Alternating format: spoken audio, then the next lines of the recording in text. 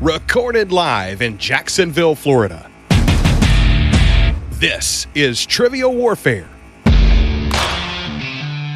More than just a pub quiz, Trivial Warfare is your gateway to a worldwide trivia community. Join your hosts, Jonathan. We just described Ric Flair as Neanderthal Man and Planet of the Apes. Chris. Yo, we going down to Sesame Street. That's your impression of hardcore rap? No. Carmela. That would irritate the hell out. I'm like, I just want my groceries. My ice cream is melting. Ben. 4 halogens in that list. Oh my God. You were like, it's not the halogens. I'm like, no, Ben, no. Those damn halogens got me again. And the rest of the Trivial Warfare Army for another week of fun and games. Now here's your host, Jonathan Oakes. Welcome back to another episode of Trivial Warfare. We are the podcast that takes the pub quiz out of the pub and brings it home to you. My name is Jonathan, and Carmela. Yes. Are you excited today? Yeah, it's been a great day so far. We have had a great day. We just recorded the Pride episode. We did. Well, that was awesome. Yeah, that was a lot of fun. It's a lot. I didn't expect those things to happen, though. Yeah, well, you know. I guess things... When in Rome. Yeah, exactly. Today, another very special episode. It is the second annual Trivialympics episode. We are joined today by the other 4 awesome podcasts, Triviality, Misinformation, Beat My Guest, and Complete the List. I'm going to say hello to everybody. Yes. So, I want to start with Triviality. Matt, Jeff, and Neal, tell everybody hello and tell us about your show. Hey, everyone. This is Neal. And Jeff. And Matt, not Ken. Ken's not here today. Sad. No, Ken's working on a date with Barbie. He is. He's on a date with Barbie, trying to make sure that he has something under the waist. So we're here in Chicago. We're a weekly pub trivia style podcast. We like to bring quick paced games, 25 questions, a little fun, lack of seriousness, a little bit of knowledge. Yeah, really breaking the mold. Pub trivia. No one's done it before. Yeah. Yeah, that's our show. Yeah. We just we like to have pop culture references, try to have a good mix of general knowledge trivia, and then we like to release bonus episodes and variety of content, TV shows, interviews with different people in different industries, and try to keep it fresh. Fantastic. Welcome to the show. Welcome back. This is your second time. For their first time, we are joined by Lauren and Julia from Misinformation. Woo! Ladies, say hello and tell everybody about your show. Hello. Hi, guys. We're so excited to be here. Oh, our episode with you is one of my favorites. Oh, I'm so glad. We had so much fun. Oh, it was great. I'm Julia. And I'm Lauren. And we're from Misinformation, which is a trivia podcast. We call ourselves for ladies and gents who love cool trivia and sticking it to annoying teams at Pub Quiz. Every week on Tuesdays, we teach each other a topic. We go, one at a time, and then we do a 10-question quiz that may or may not be related to our topic. It's fun. We're hilarious. You'll like it. I agree with all of those things. Yes. All right. AJ Mass from Beat My Guest. AJ, say hello and tell everybody about your show. Hi, gang of cheers. This is AJ, host of Beat My Guest. Basically, we're doing a little differently. We don't have enough banter between me and my co-hosts because it's just me. It's a one-man operation, but I have one guest each week in the hot seat and 4 rounds of 4 questions apiece. It is not your pub trivia. It is more of your Jeopardy, like really hard. This is I aim to be one of the harder quizzes out there because it's not about you trying to beat your fellow competitors, where there's only one person in the hot seat, but rather everyone at home gets to play along and can take as much time as they want. They can hit that little pause button and think about it for a while, but the person in the hot seat doesn't have that luxury, and it's just the guest versus the audience at large. Can you beat my guest? It's right there in the title, folks. It's funny you said Jeopardy level. I'm like, yeah, Mensa level? Mensa? Marquis de Sade level? I don't know. So many people beat me when I was on. So many people. Everybody. Yeah. And Andy Saunders from Complete the List. Andy, say hello and tell everybody about your show. Hi, so I'm Andy Saunders, and I run Complete the List. It's a podcast that's on a very brief hiatus. I had some things come up in my personal life the last couple of months, and I've had to take a brief hiatus. It is coming back very soon, though. I am working on resuming production. Hopefully by the time this airs, it may have resumed already. But regardless, yeah, basically, it's a little bit different than all the other podcasts. I have 3 players usually play against each other, trying to name items off lists that have many possible answers. That's the kind of basic gist of it. You'll get a chance to see how it plays a little bit later on. Fantastic. So the way this is going to work today is each show is going to host a round in their own personal style. The other 4 shows will all be competing and will be earning points along the way. The team that finishes with the least points will host the final round, and we will declare a winner at the end of the game. But before we do that, Yes. I think it's time for Warm It Up, Chris. It's time to warm it up on Trivial Warfare today. And there's only one person who can warm it up for the TWA, and that's Chris. And sometimes Jonathan. All right, so your Warm It Up, Chris, is going to be played as individuals. Ooh. You know what? That's going to be harder. Let's do it as teams. Great. Whatever room you have, you work together. That's fine. I bet this is going to go really fast. It may not even make it around twice. Oh. And it's One good of those because kinds it's of going to be a lists. long show. So, all right. So you're warming up, Chris. I have a list of the Emmy winners for Best Comedy each year between 1975 and 1995. There are 12 shows on this list. I want you to name any of the shows on this list. Carmela, we're going to start with you representing Trivial Warfare. I'm really hoping that this is one of them, but I'm going to say Cheers. Cheers is on the list. They are a multi-time winner. They won in 1989, 1991, 1984, and 1983. Good, because that's the only one I'm going to get. They won their first 2 seasons. Julia and Lauren, your turn. I'm going to say Seinfeld. Seinfeld won once, 1993. They were on the list. AJ. Well, I would just assume for cultural significance, perhaps The Cosby Show won sometime in there. 1985 was the only win for The Cosby Show. Good job. Andy. I'm going to go with the Mary Tyler Moore Show. From 1975 through 1977, it had 3 wins in a row. Great job, Andy. Triviality. You said this went up to 1995? Yes. Then we were going to go with Frasier. From 1994 until 1998, Frasier won 5 in a row. Apparently, the critics loved Frasier. I guess so. Carmela. The Dick Van Dyke Show? The Dick Van Dyke Show is not on the list. Yeah. Good try, though. Yeah. Misinformation. We're going to go with Taxi. From 1979 to 1981, it won 3 times in a row. Good job. AJ. How about Murphy Brown? In 1990 and 1992, Murphy Brown won. It was only broken up in 91 by that Cheers win. It went Cheers, Murphy Brown. Cheers, Murphy Brown. Seinfeld. Frasier. Andy. Let's go with All in the Family. All in the Family won once in this range, 1978. Great job.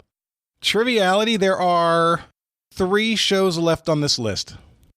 Silver Spoons? Is that? We'll say, Jonathan, thank you for being our friend. We're going to go with Golden Girls. Thank you for being a friend. I was listening to the Yacht Rock station on Spotify. It's pretty great, actually, which I know this makes me as big a dork as I feel sometimes, but I loved that station. It's it was all the best songs. It's a lot of Boz Skaggs. A lot of Yamo B there. This came on. This song was on the Yacht Rock station. But is it on the list? It is on the list. Right. Golden Girls won in 1986 and 1987, their first 2 seasons. Cool. Carmela, there are 2 shows on this list. Can you name one of them? Probably not. The Jeffersons. That is not on the list. I didn't Good think it would try, be. though. Misinformation, can you list one, or can you find one of the final 2 on this list? We're trying. Oh, boy. We're thinking another B. Arthur joint. Probably Maud is maybe on this list.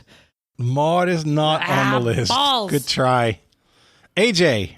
Has anyone been keeping track of what years are left? Can I get a hint in that regard? Because I've lost track. Yeah, I'll be happy to give you a hint in that regard. 1988 and 1982.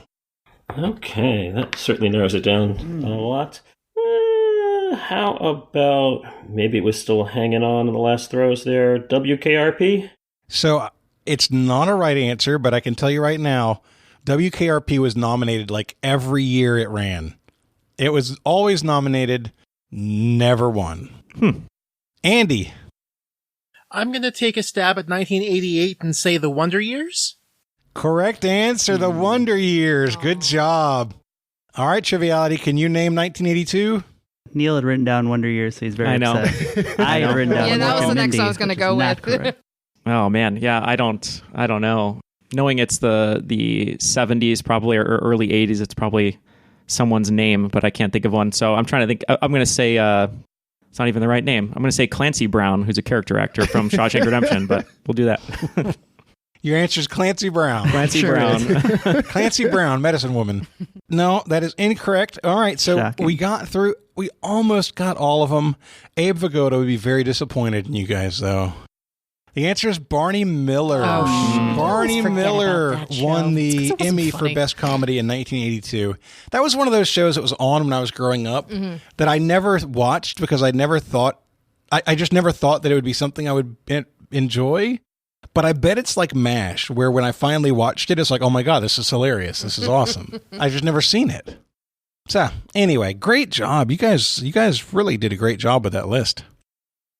Okay, so I've already told you how today's game works.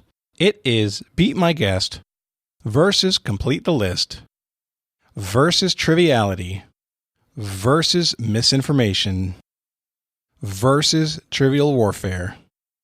I think that's all of them. I was hoping.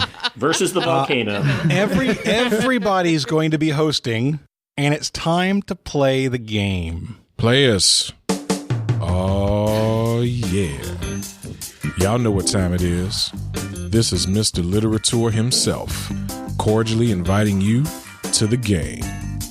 This is 6 rounds of trivia goodness. 3 questions per round. Every right answer gets you 10 points. In the middle, we'll take a pause for the cause and ask a midpoint question worth up to 20 juicy points. After round 6, you can wager any or all those points you've been building up and take a shot at the final round. It's a series of theme-based questions we call the Gauntlet. It's just that easy, baby. But this game ain't gonna play itself, players. Let's get it on. You know what? Before we play the game, though, even though it is time to play the game, I do want to point out a couple of things. What's that? First off, you need to come to Las Vegas in August and see us at Trivia Nationals. We're hoping everybody will be there. It's going to be a blast. We're doing a live show, and we're going to hang out with all our friends, and we want you to be there. Please check that out. And if you want to vote for us to be a member of the Trivia Hall of Fame, you can do that at triviahalloffame.com, which would be awesome. So we would appreciate that. That'd be cool. Okay, let's get started. First up, Misinformation is in the host's chair. Carmela is playing for Trivial Warfare. Andy and AJ will be playing for their respective shows. And I believe Neal is playing for Triviality? That is correct. All right, so it is AJ versus Andy versus Neal versus Carmela. Awesome. Take it away, ladies.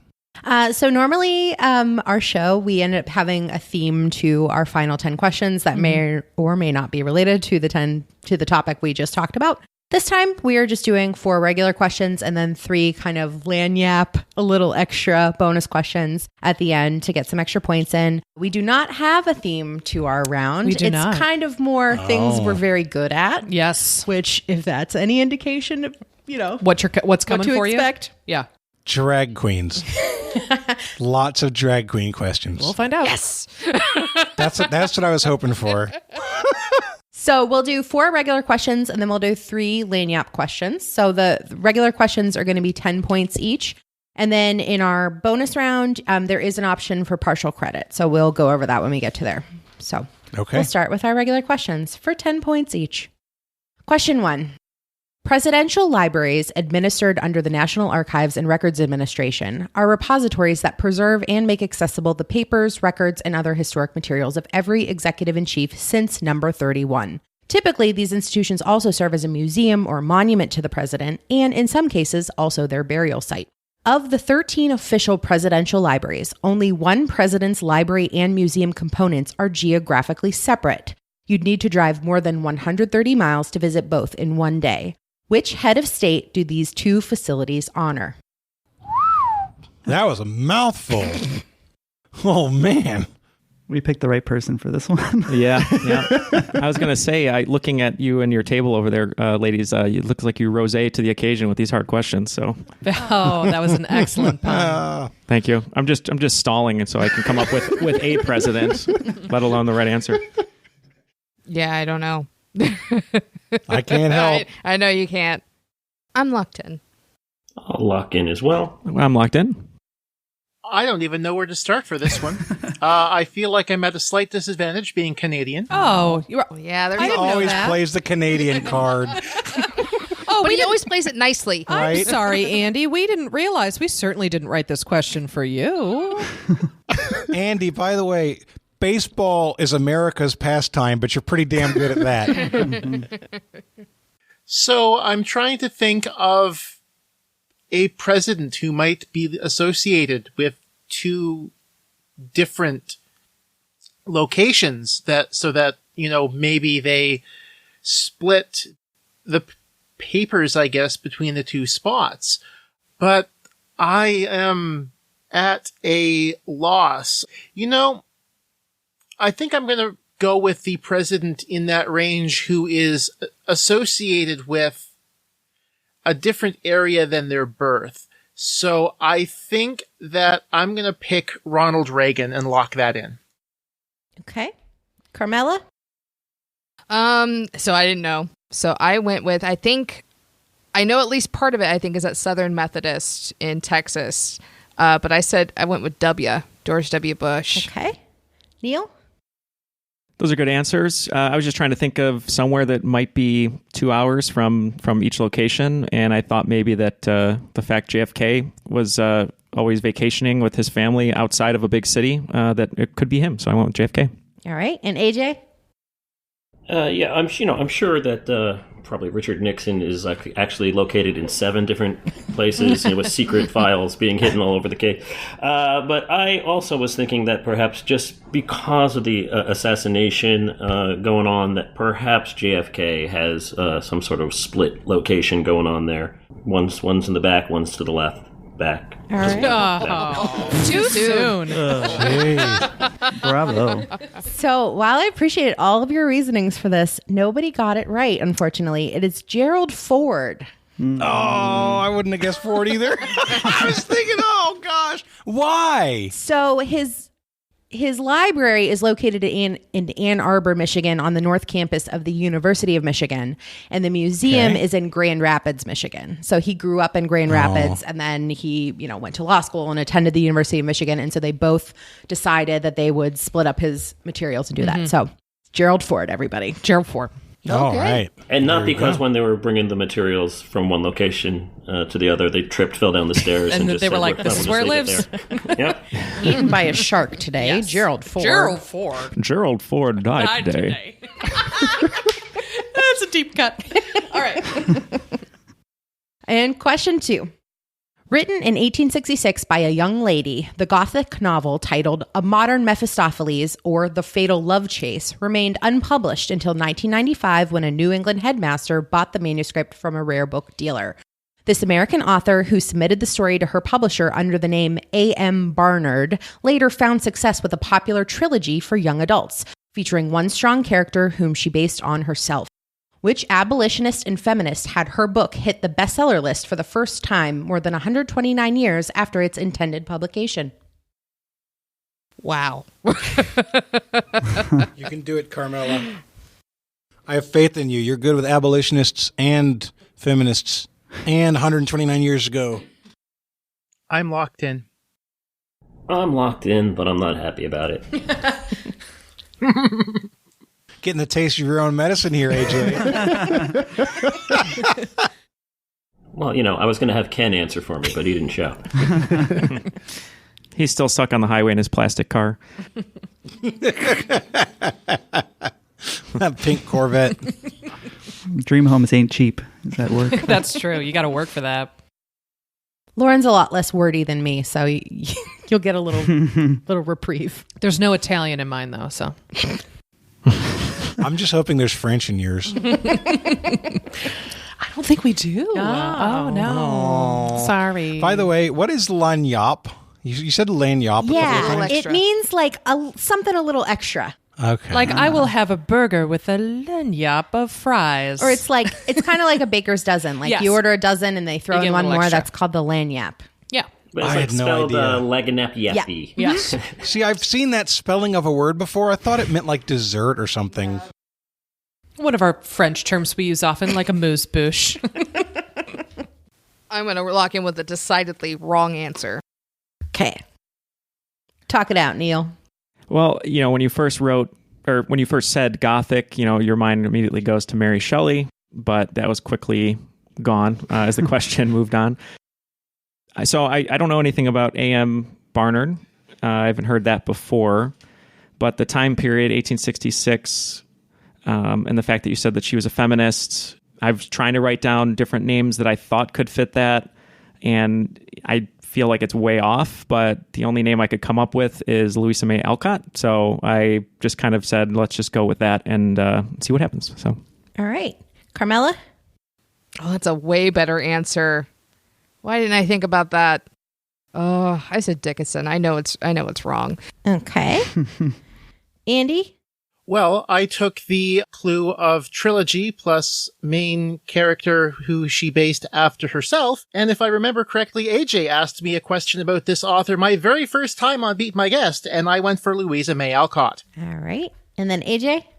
Yeah, I was trying to see if perhaps with the pen name of A.M. Barnard, if there was some sort of anagram or something I could spin out of that there. Maradrabin didn't quite work, but in the process, that M and the A there kind of pointed me in the direction of leaning towards Ms. Louisa May Alcott. All right. We got 10 points apiece for Andy, Neal, and AJ. Wow. The answer is Louisa May Alcott.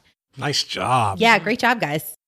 She wrote it in 1866, which was 2 years before the publication of Little Women, which finally established her literary reputation and resolved her family's financial problems. Alcott used the pen name A.M. Barnard for several other Gothic thrillers and sensational fiction, so you might see that out there. All right.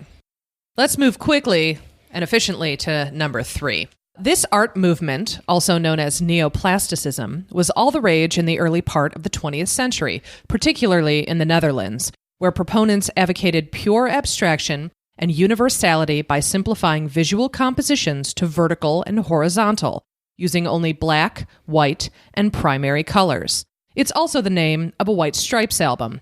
What art movement am I talking about? I'll lock in. For players who aren't playing, this is really challenging. It's just like, oh God, I want to help. I want to talk. Oh. That is not how I feel. I would be no use here. I didn't say I would be any use. I just said I want to talk. You just want to talk. I could probably name someone in this. Is that irrespective of the question then? Yeah, well, sometimes answers just fly out when I start talking, but if I'm not talking, they're not going to come.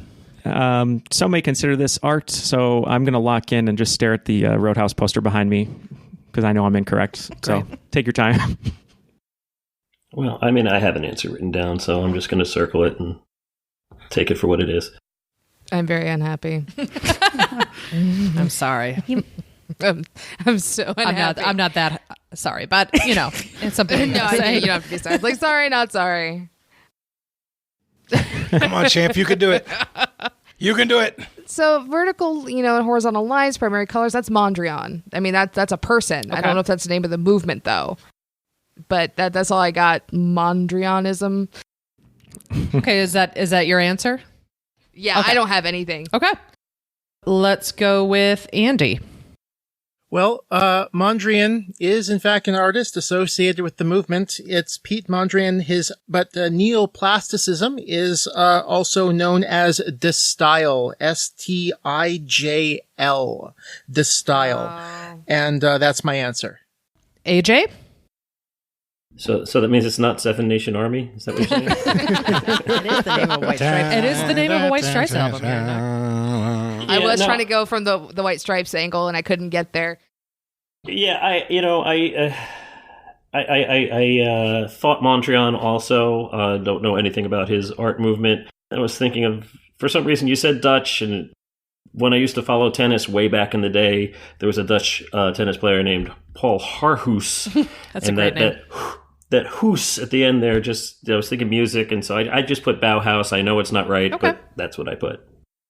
I think you mean Barhoos. Hoos. And Neal? I almost went with Neal plasticism. That's good.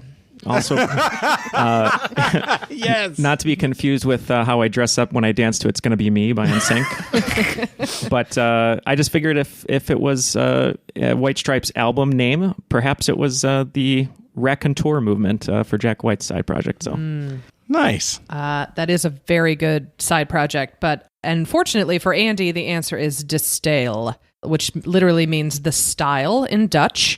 Artists working in distale, including Theo Doesburg, Ilya Bolotowski, and of course, our man, Piet Mondrian.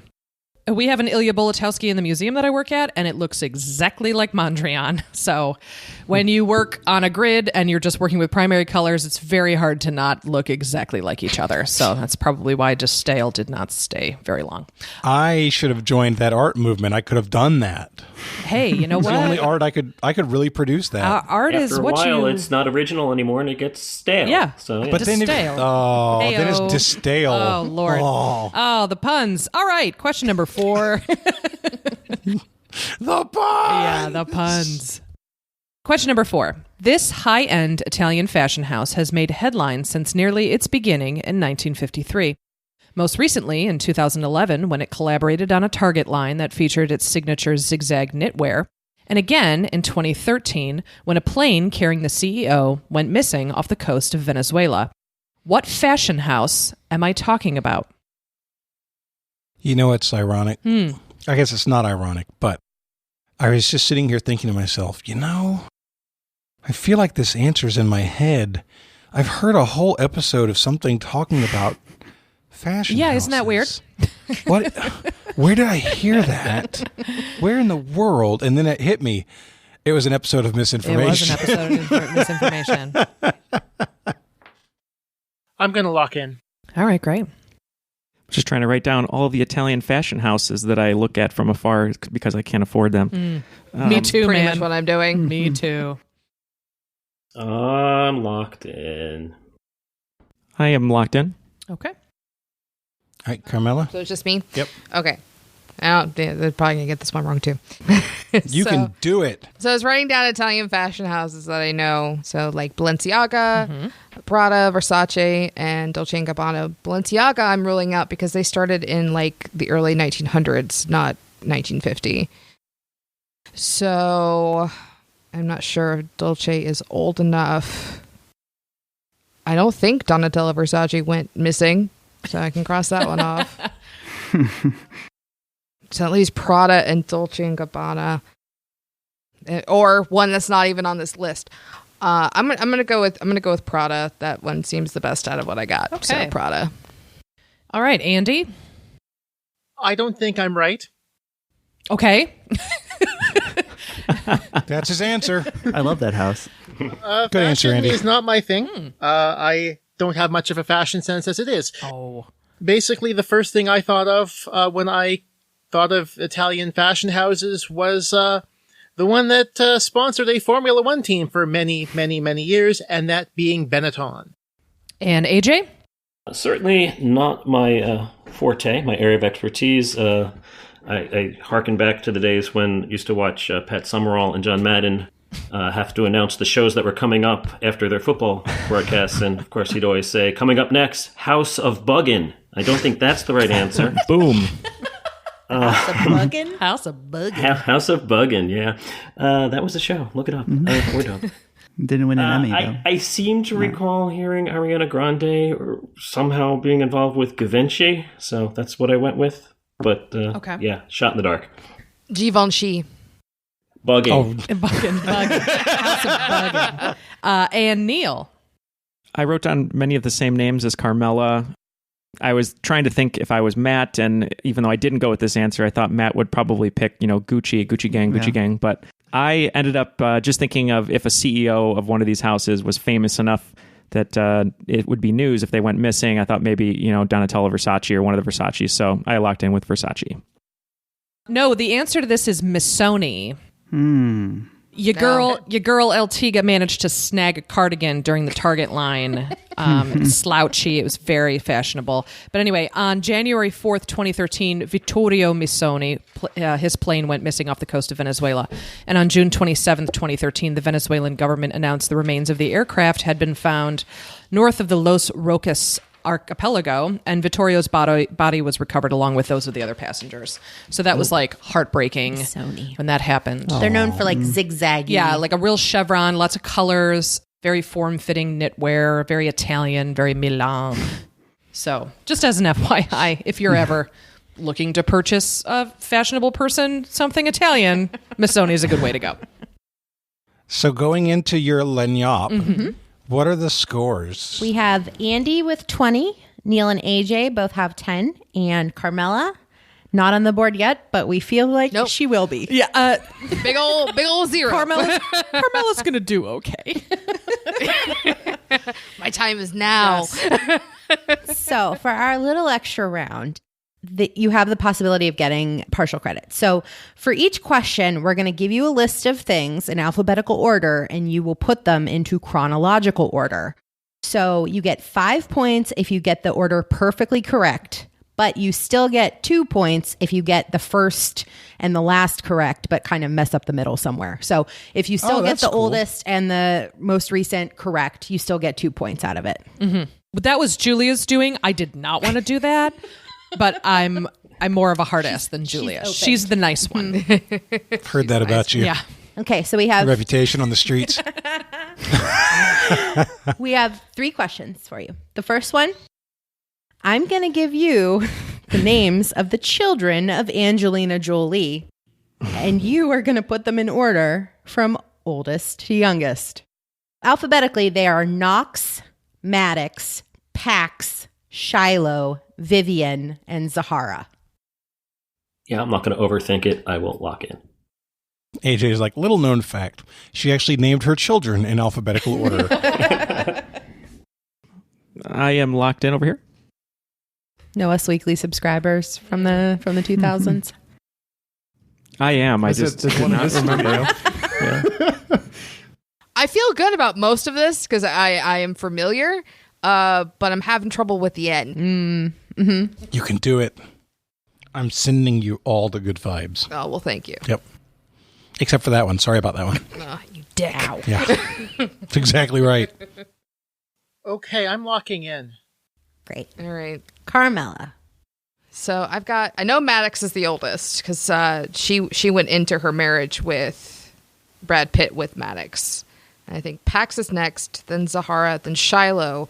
It's Vivian, I think, is one of the twins, but I don't know where Knox fits in. If Knox is before the twins or after the twins, or is he one of the twins? I don't know, but I'm pretty sure Vivian is. Because they were born in France. Wow, I can't believe I actually know that. I can't believe you know any of this. All right, I'm not sure. I'm going to say Maddox, Pax, Zahara, Shiloh, Knox, and then Vivian is last. All right. Andy. Okay, so I knew Maddox was the oldest, and I'm pretty sure Knox and Vivian are the twins. And they're at the back. I don't know how you're counting this. I just put the other 3 randomly in the middle, so I'm going to say Maddox, Shiloh, Pax, Zahara, and then Knox and Vivian are the twins, and I'm going to say they're equal to each other because they're twins. So hopefully you're not asking me to say which one came out Yes, first. we are. We are that. asking We're that. asking you that, Andy. There's a definitive first and second Yes. there, man. Yeah. They didn't come out at the same time. Then I'll go Knox and Vivian. Okay. Neal. I had Maddox first. I knew that was the first one, and then I was a little shaky on the other ones. The only twin that I knew was Knox, so that's at the end, but I'll get there. So I just went Maddox, Zahara, Vivian, Pax, Shiloh, and Knox. Okay. And AJ. You know, when you lock in first, it's either because you are absolutely sure of the answer or have no clue whatsoever. The only one, I remember Shiloh. It was the oldest in my memory, so I started with Shiloh. And then I'd never heard of Vivian, so I put that one last. So I went Shiloh, Zahara, Maddox, Knox, Pax, Vivian. Okay. With 5 points, Carmela. Yes. Yeah! Great job, Carmela! That's my girl. It is Maddox, 2001, Pax, 2003, Zahara, 2005, Shiloh, 2006. Knox and Vivian are the twins. They were born in July 2008, but Knox is older than Vivian. Andy gets 2 points for getting Maddox first and Vivian last. And unfortunately, Neal and AJ with 0 on that round. Yeah. That was so hard. So good, Well, Carmela. just you wait. Okay. Well, the loser gets adopted by Angelina, right? So that's fine. Yes. Now I'll finally have money. Yep. Now I can feed Brad Pitt instead of him having to eat out of his own hand during every movie scene. So Our second one, selected share movies in order of release date from earliest to the most recent. We're giving you 5 movies alphabetically. You give them to us the earliest to the most recent. They are Burlesque, Mermaids, Moonstruck, Silkwood, and The Witches of Eastwick. This is the best thing ever, Lauren. Lauren was slowly raising the movie titles as she was reading them like a movie scroll. Jonathan, I think this is how you're going to transition to video. This is it right here. You got it, man. Burlesque, Mermaids, Moonstruck, Silkwood, and The Witches of Eastwick. So, Jonathan, have you seen The Witches of Eastwick yet after our episode? No, I haven't. All right, I'm going to lock in. I'm locked in. I want to have a crossover episode where Chris is answering West Wing questions and Jeff is answering Office questions. I'm locked in. So Silkwood's the first one. That's 1983. And Burlesque is the latest one because I've seen it many, many times with Colleen. Stanley Tucci is great in it. I love him. So Silkwood's the first. Burlesque is the most recent. The trick here, ladies, I think I know what you're going for here, is Witches of Eastwick and Moonstruck, I believe, are both 1987. So I'm trying to figure out which one came. Oh, man. I do love Witches of Eastwick. I'm going. Oh boy. Do you believe in love after love? Mermaids might be 1987 too. No. That's 1990. Okay, Mermaids. Mermaids is okay. Sorry, I'm just talking this out. And then Witches of Eastwick and Moonstruck, both the same year. I'm going to say with the cast that was assembled for Witches of Eastwick, it would have been a summer or spring release. And then for the Oscar consideration, since she won for Moonstruck, that would have been fall to winter. So I'm going to lock in with Silkwood, Witches of Eastwick, Moonstruck, Mermaids, and Burlesque. All right. Neal, oh, you already did that. You're great. AJ.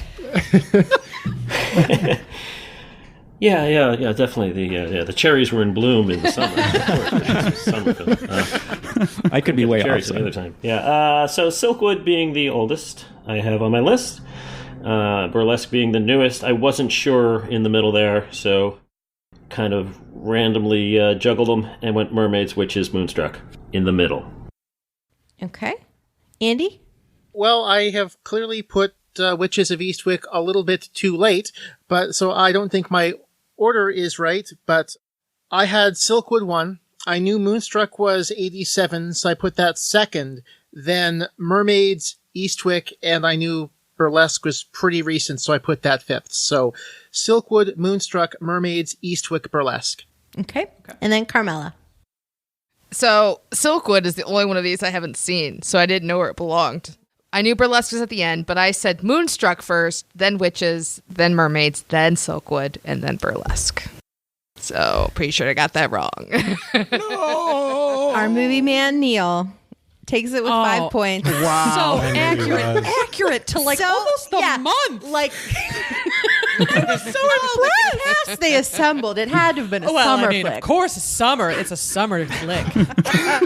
So, yes, Neal gets 5 points. Andy and AJ both get 2. So, yep, the correct order is Silkwood, 1983. Witches v. Swick, June 1987. Moonstruck, December 1987. Mermaids, 1990. And then Burlesque, 2010. Moonstruck is hands down one of my absolute favorite movies of all time, including my father's favorite movie. My father is a 64-year-old blue-collar Italian man, and he loves a Cher movie more than anything else. So snap out of it. He loves it. Loves it. All right, and the third one, I think you'll like this one, Oh, Carmela. I think you'll like this one. Okay. So, in order, I'm going to ask you from season 1 to season 5, the winners of RuPaul's Drag Race. Oh, I don't need a list. Up to and including season 5. Alphabetically, you have BB Zahara Benet, Jinx Monsoon, Raja, Sharon Needles, and Tyra Sanchez. Sharon Needles, what a name. It's a great name. Yeah. Sounds like a Dickens character. I'm locked in. Yeah, me too. I'm locked in. And I think Andy. Andy, you need to talk it through. I'm still trying to figure out which, even where to start on this one. This is, If it makes you feel better, Andy, you can't be caught. You're safe. So, I recognize a couple of these names. I've watched most of season 5, actually. Good So for you. I know Jinx won season 5. Okay. And I feel like BB won season 1. So I'm just gonna put the other 3 in random order. I'm just gonna say BB, Sharon, Tyra, Raja, Jinx. Okay. AJ. Well, we start with Bebe. Jungle I almost Kitty. made a Silky Nutmeg Ganache reference for Silkwood there. So yeah, no, I'm a big fan. Idea. Work. Yes, in second season, the real Tyra Sanchez. Raja 3. The other Sharon, Tyra. Party City's own Sharon Needles in 4. And Jinx Monsoon. Yeah. Season 5. That's awesome. Good job. All right, Neal. I'm just happy that I had the last question so I can just save face for the rest of this entire game. I just went with Jinx, BB, Sharon, Tyra, and Raja. Okay. And Carmela, take us home. So you have BB Zahara Benet, Yes. who won season 1. The other Tyra was Tyra Sanchez won season 2. Raja Gemini won season 3. hell yeah. Sharon Needles won season 4. Jinx Monsoon won season 5. I can go through to season 10 if you want. I Can we get almost extra did. credit? I almost did, but Julie was like, do you really want them to organize 10 people into... I was like, yeah, you're right. We'll do season 1 to season 5 because most people have seen but I season 6 could. to season 10. No, and so could I. You and I can talk about this later. But AJ, you're the biggest surprise of this evening. Thank you. That was That great. surprise just put AJ over Triviality in this round, I think. Yes. So our final scores for this round: Andy with 26, AJ with 17, Neal with 15, and Carmela with 10. Nice job, everybody. AJ's drag race knowledge got him 7 points instead of 4 for this round. So going into the next round, Andy has 11 points, AJ has 7 points, Triviality has 4 points, and Trivial Warfare has 1 point. By the way, I don't know if we mentioned it on the air, but the scoring for first place will be 11 points. Scoring for second place will be 7, 4 points for third, and 1 point for last. All right, the next round is going to be hosted by AJ from Beat My Guest, and Misinformation will join us in the competition. Here we go. Excellent. And no questions about vivacious or angina or anything like that. Aw. That's a shame. All right, thanks, guys. I'll take over the hosting chair here. You are all now in the hot seat. Basically, we are normally 4 rounds, 4 questions each game, but obviously we don't have time for that. So we are just going to do one round of 4 questions plus a bonus, which will be a maximum of 10 partial credit question. For the 4 questions in my round, I am going to give you the categories that we'll be using for the round in advance. And you will each, before I read the question, lock in how many points you wish each question to be worth. 1, 3, 5, and 7 are the point values available to you. Once you use a number, you lose the number. So think about it before you lock that point value in. I assume, Andy, will you be playing for Complete the List? Yes, I will be. Okay, I was hoping good. his silent partner was going to take a turn. The dog. It's going to be one of the dogs. From Misinformation, Julia will be playing. From Trivial Warfare, Jonathan will be playing. Yes, and as the glutton for punishment I volunteered for AJ's game. This is Matt.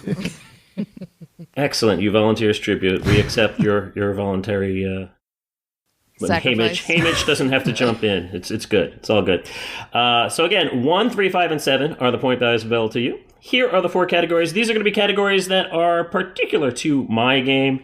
You know, everyone's got literature and sports and things like that. These are kind of categories that are a little bit more niche towards Beat My Guest.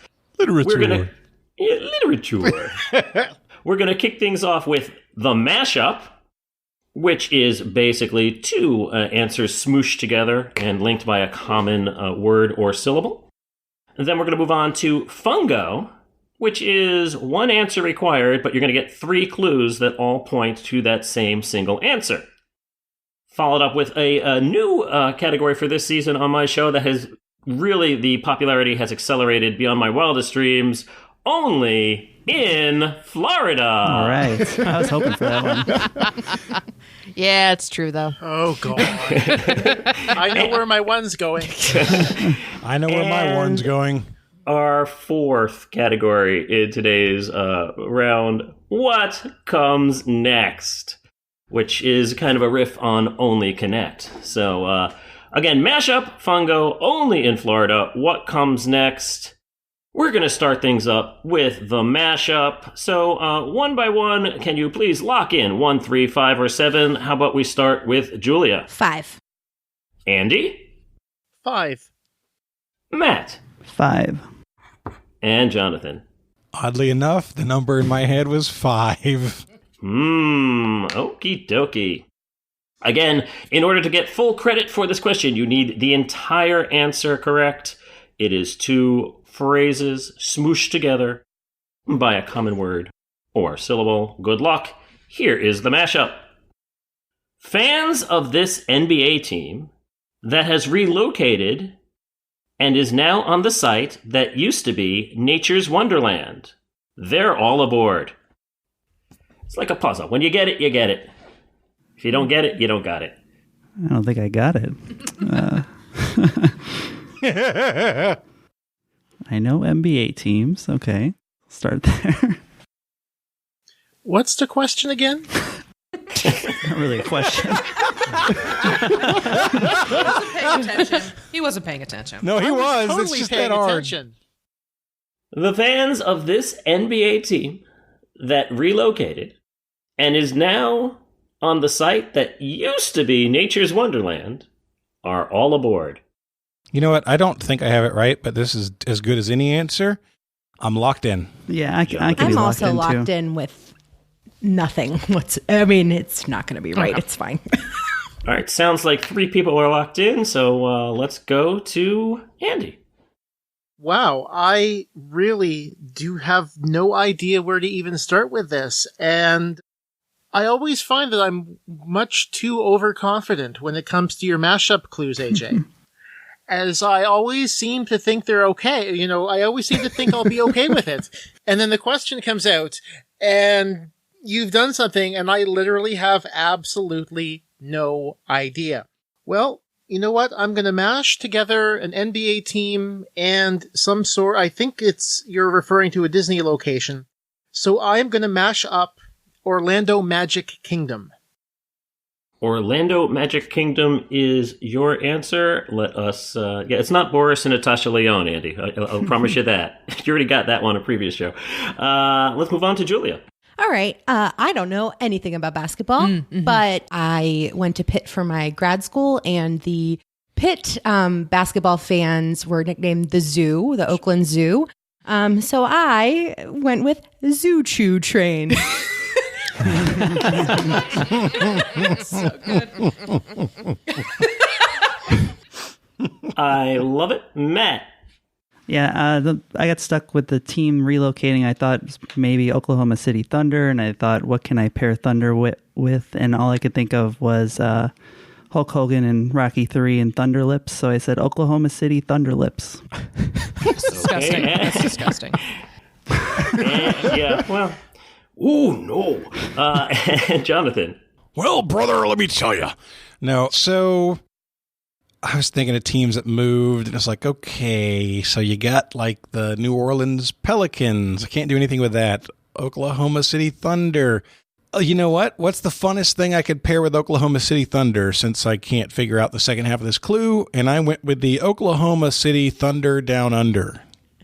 I like that. Oklahoma City. These are all very creative. I figure Australia could be a nature whatever, wonderland. Did you think about the Utah Jazz? No. Utah Jazz hands? The Utah Jazzercise? The Utah No, I didn't. No. I don't think it would have helped. I got stuck on All Aboard, so I'm ready. Me too. It's some kind of ship thing. Some kind of love boat. All right, well. The Kevin Love boat. I think if you all had been in a room together and were able to work as a team, you would have gotten there, to be honest. As much as I love the Zuchu train. But you see, you had a train. All Aboard was not a boat, but a train. So there was that. You had the Magic Kingdom. Absolutely. Yeah, right ballpark there. NBA team that moved. I really thought that Matt was going to come with this one here. We are looking at the Oklahoma City Thunder Mountain. Yes. Yeah, we weren't gonna get to that. Everybody had a part of it. Indeed. This is like an escape room. Like, I'll just break up the pieces and put you in the corners. I got cruise out of it. I didn't get train out of it. Really? All Aboard? You didn't get train? I got All Aboard. And that's a train call. I'm sorry. I haven't been near a train in some odd number of years. Tom Hanks from the Polar Express is on every one of Jonathan's cruises. So, man, deep in that uncanny valley. I'm not kidding. If I had thought of train, I probably could have gotten there. Yeah, but nature's Wonderland, I didn't have any clue what that clue was. I don't associate Disney with nature. That was the old ride that used to be on the site where they rebuilt the Thunder Mountain. Oh, that was way before my time. Yeah, it was called Nature's Wonderland. So, anywho, it's okay. It's all right. We still have 3 questions left in the round. Choose your points wisely as we proceed forward. I'm going to mix it up a little bit here. And Fungo is next. Andy, how many points for Fungo? 7. Matt. 3. Jonathan. 7. And Julia. 7. Good luck. Here is your Fungo question, gang. Again, 3 clues, all pointing to the same single answer. Clue number 1. A physician instrumental in the development of anesthesia. Clue number 2. A BBC news presenter. Clue number 3. A character often maligned for being ignorant. Fungo. Ask for it by name. Because you'll ask, where did the fun go? Thanks, Carmela. You're welcome, AJ. Well, I only wagered 3, so I feel okay. I am locked in with my incorrect answer. Does anyone want to lock in? Oh, can you unmute me? Oh, I already locked in. No, I don't. Yeah. All right, Matt is locked in. Yeah. I'm not going to get the answer by thinking more. So I feel like I'm circling it. Like, I feel like you could get there? I'm locked in. I'll lock in. All right, Jonathan, you're free to talk it out. Okay, so the first thing I came up with was Cal, you big dummy. From Sanford and Son. So he was maligned for being ignorant because he was a big dummy. Joey from Friends, often maligned for being ignorant. Woody from Cheers, often maligned for being ignorant. Lowell from Wings for deep cut, kind of ignorant. The thing that I think I'm going to go with, I'm going to say Homer as my answer. Okay. Homer is your answer. Let us go to Matt. That's funny because I also went the Simpsons route. I was physician. I thought maybe it's a doctor character who's often ignorant. Maybe it's Dr. Nick, and maybe there's someone on BBC named Nick who's a doctor, and I said Dr. Nick. Dr. Nick. Andy. I tried to approach this from physicians who had in the anesthesiology, and the best I could come up with was Lister, the guy they named Listerine after. So Lister is my answer. Lister is your answer. And Julia. I had nothing on the first two. So I just wrote down a bunch of characters that often get things a little mixed up. Sure. And I went with Amelia Bedelia. She is often maligned for being ignorant. You could just go Bedelia, and catch any of the Bedelias. Just the surname. Just Bedelia. Yeah. Smart. Clever. Yes. Just in case it's Bonnie Bedelia. You don't want to mess that one up. Well, interesting thoughts, all of you. Unfortunately, I will not be awarding any points to anyone here. There is probably not a single television show that's more in the public eye right now than on HBO as it comes to its close. Oh, is it Snow? You know nothing, Jon Snow. Oh, well, we're out. Jon Snow is the answer. There is a BBC news presenter whose name is Jon Snow. You could possibly see him if you ever watch BBC's Year in Review quiz, the quiz of everything that they do. They always have this very serious news presenter, Jon Snow, reading lyrics kind of like Ben Kills a Hit style. And his name is also Jon Snow, and the physician who introduced anesthesia to the world was very instrumental. His name was also Jon Snow. Jon Snow is the answer. And you people know nothing. Clearly. I don't watch Game of Thrones. It was never, ever, ever, ever coming in. So AJ, what's your tiebreaker in case all of us zero out? We'll get there if we need to get there. Hopefully we will not need to get there, but Pick we can't get there. a number between 1 and 1,000. Until we get here first, yeah. So up next, guys, is going to be America's favorite new game, only in Florida.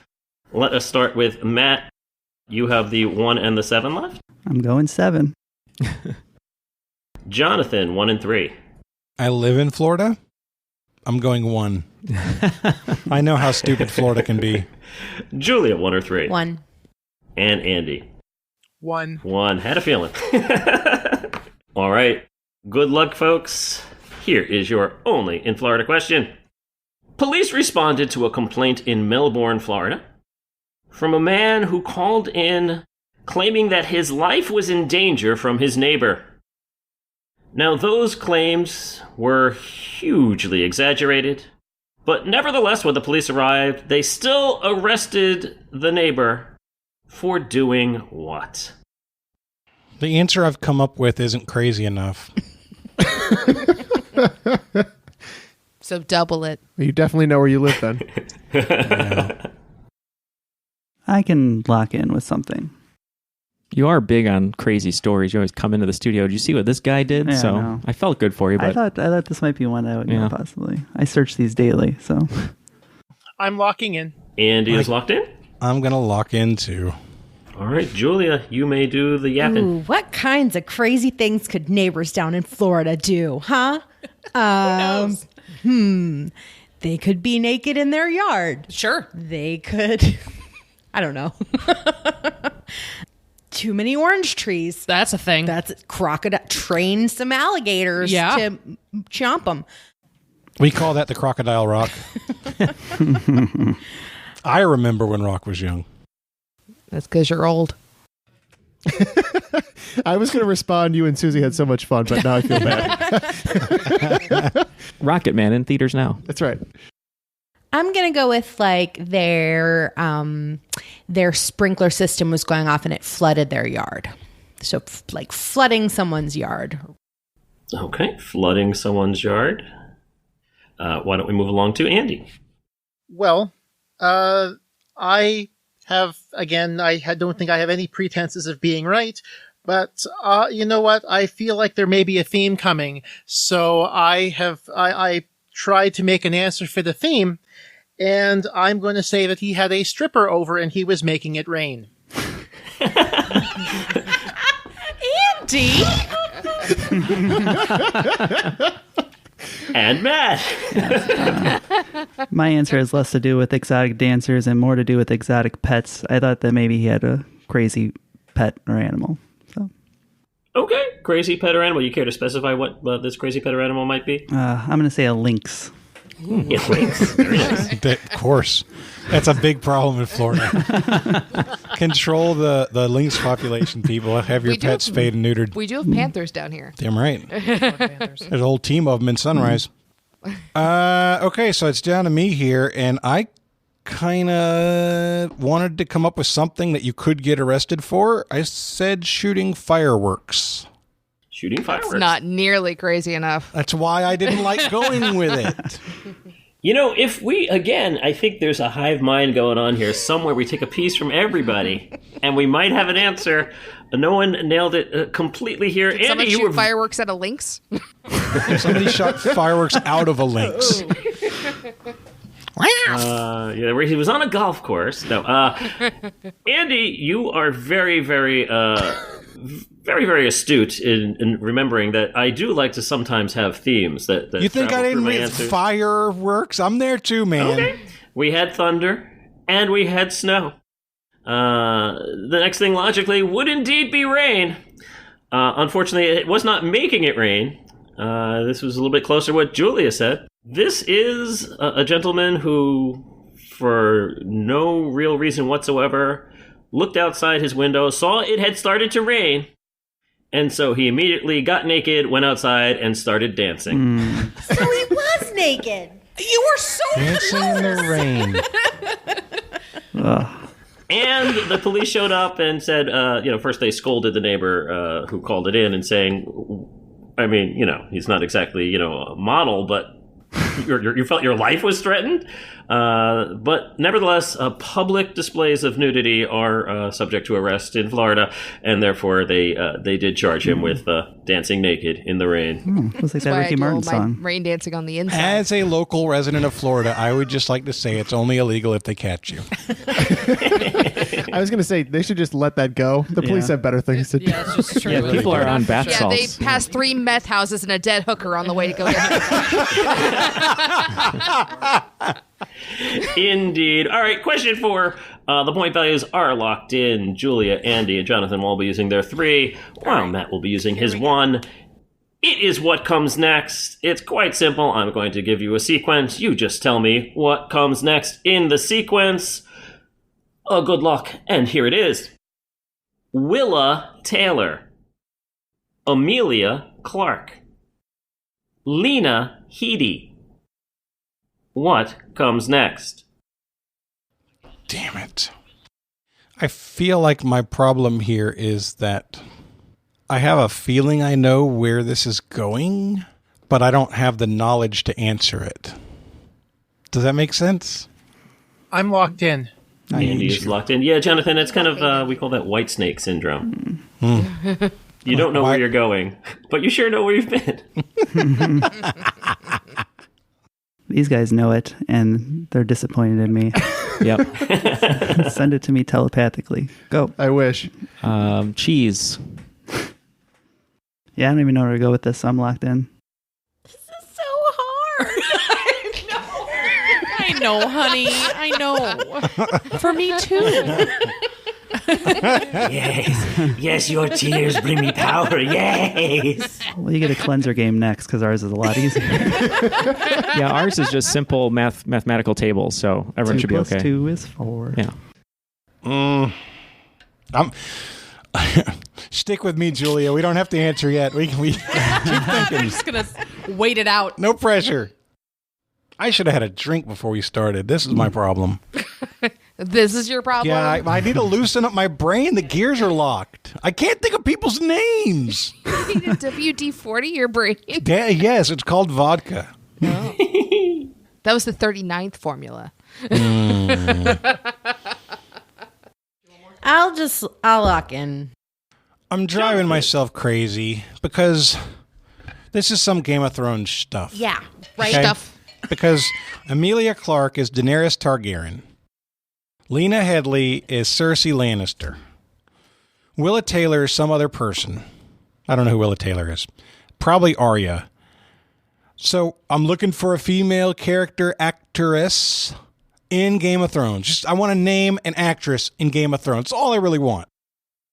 I can't even think of Tyrion Lannister's real freaking name. That's how my brain is dying. I'm about to answer freaking Drogon over here because I've never seen this crap. And then I'm like, okay, we got a theme. Obviously, we have a theme: thunder, snow, rain. This is going to be hail or lightning or flood or fire or blizzard or some other weather-related phenomenon. Weather. It's precipitation. Thunder, snow, Look at him rain. giggle. Look at him giggling like a little schoolgirl. I so hate proud AJ of himself. Thunder. I mean, hail could be a last name. Hail could be some woman's last name. I don't think lightning would be. I don't think flood or fire or blizzard would be. And I'm trying to think of another thing related to precipitation. Wind? Breeze? I don't know. I'm going to say hail. Hail is your answer, Matt. Yeah, I had written down Tony Hale, hoping that would be the answer before you wrote the question or asked the question. It's not, but that's the one I could think of. So, Tony Hale. Andy. Okay, the reason why I took so long is because I couldn't make my answer fit the theme.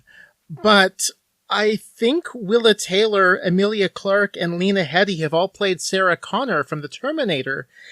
And which means I think what comes next is Linda Hamilton. And Julia.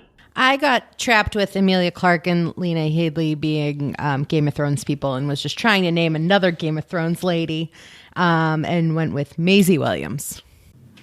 That's Arya, by the way. Yes, okay.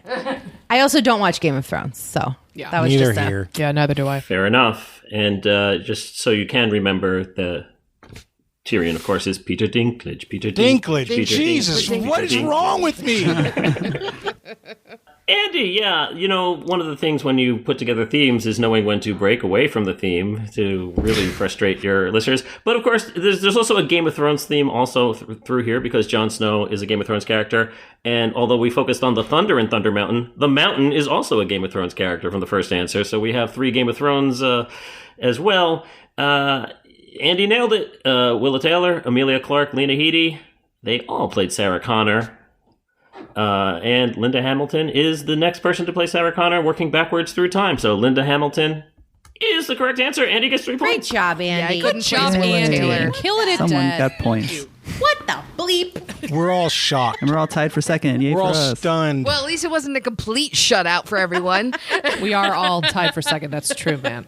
Yeah, look on the bright side. Well, yes, we are, but we, of course, have a bonus round, which hopefully will allow for a little bit of separation, because you got to keep them separated. Here's basically how it's going to work. This is a partial credit question. I don't care about the first and the last. I just care about getting as many as you want here. I'm going to give you the question with multiple answers. You're going to write down 5 potential answers, and I will give you 2 points for each of the answers you get correct. Here is This is Game of Thrones characters. I'm driving to your house. You're going to drive all the way to New York. Yeah, he's not going to like it when I get there either. I'm not even taking a bath before I leave. And you're going to bring It's a going to be lynx. unpleasant. Ride your links all Well, the way to New York. Jonathan, I can promise you that is not going to be necessary. No road trip required. Here is your question. HBO dramas are very highly regarded, but the comedies often get overlooked. For 2 points each, I would like for you guys to name any 5 of the first 7 comedy series that aired on HBO? I am locked in. Come on, Jonathan. Think of one more that's a reasonable answer. Okay, I'm locked in. Andy is locked. I have 5 things written down. I'm locked in. All right, then, Jonathan, you can kick us off with your 5. All right. So I've gotten 4 that I feel good about 3 of them, or maybe good or kind of okay about 3 of them. So far, I have 6 Feet Under. I have Weeds. I have The Larry Sanders Show. I have Curb Your Enthusiasm. And I don't know if, honestly, I truly don't know if any of those were HBO, but I feel like some of them were. And then for the last one, I don't have one yet. And I'm just trying to think of what actors or actresses could have been in a comedy. I'll guess that they did a spin on the Ambiguously Gay Duo. Okay, those are your 5. Let us move on to Julia. I have the Larry Sanders Show, the Tracy Ullman Show. Oh. And then I gone downhill from there. Arliss. The Ali G Show and Curb Your Enthusiasm, because that's been on. Feels like forever. I believe it's I feel like you might have got all of them. Yeah. Duh, Ali G. Booyakasha. Matt. I also had Arliss, Curb Your Enthusiasm, Entourage, The Larry Sanders Show, and then one of my favorites, Flight of the Conchords. So good. And Andy. So I remember reading somewhere at some point, I feel like a show called First and 10 was HBO's first comedy. So that was my first answer. Then there's the Larry Sanders Show. I feel like they aired Mr. Bean at one point. So Mr. Bean is my third answer. Then I'm going to go with Tenacious D and Sex and the City, because Sex and the City, I believe, won in the comedy side and not the drama side. So First and 10, the Larry Sanders Show, Mr. Bean, Tenacious D, and Sex and the City are my 5 answers. Okay, very good. I will read the answers from most recent to oldest, and you'll see how you did. In 1997 was a little show called Tenacious D. In 1996, a show called The High Life. Nobody watched it. Also in 1996, Arliss. Yes! Arliss. Just in TV, that's right there. TV Guide. Just Yeah. Indeed. Oh, Robert Wool. I forgot about him. Robert Wool, yeah. 1992, The Larry Sanders Show. And, as Andy correctly said, Mr. Bean. In 1990, a show that was completely derived out of clips of other shows. They found some footage and put it all together. It was a show called Dream On. And Andy was also correct. In 1984, their first show, First and 10. Well done. Andy, you're going to finish first overall here. Nicely done. Jonathan, you did get 2 points. You were not shut out. You were going to finish last, or fourth, as it were, in this round. We have a tie, however, for second and third between Matt and Julia. Each got 2 right, so they have 4 points apiece. So for Matt and Julia only, we're going to break this tie, hopefully. You're each going to write down a number. Whoever gets closest, Price is Right rules without going over, will win second place. I'm so bad at these. all right. In 2018, how many Emmy nominations did shows from HBO receive? How much is HBO paying you for all this publicity? He's just doing it for the free HBO now. I'm clearly not a company man, as ESPN is not happy with me right now. All right, I'm locked. I'm locked All right, in. Julia's locked. Matt, you're locked. So why don't we go Julia first? I put 72. Oh, I did about half that, and I said 34. 34. Congratulations to Julia. HBO received 108 Emmy nominations. Good Lord. Yeah. I will say Julia Indeed. is very good at coming up with a number. Just pulling a number. Pulling a number. So Andy first, Julia second, Matt third, Jonathan Forth. Well done, everybody. Thank you for playing Beat My Guest. You can now all leave the hot seat.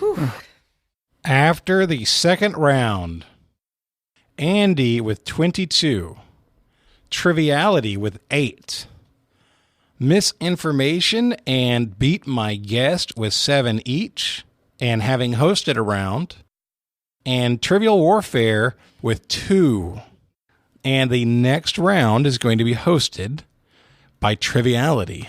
The Trivial Warfare player will be Carmela. Hello.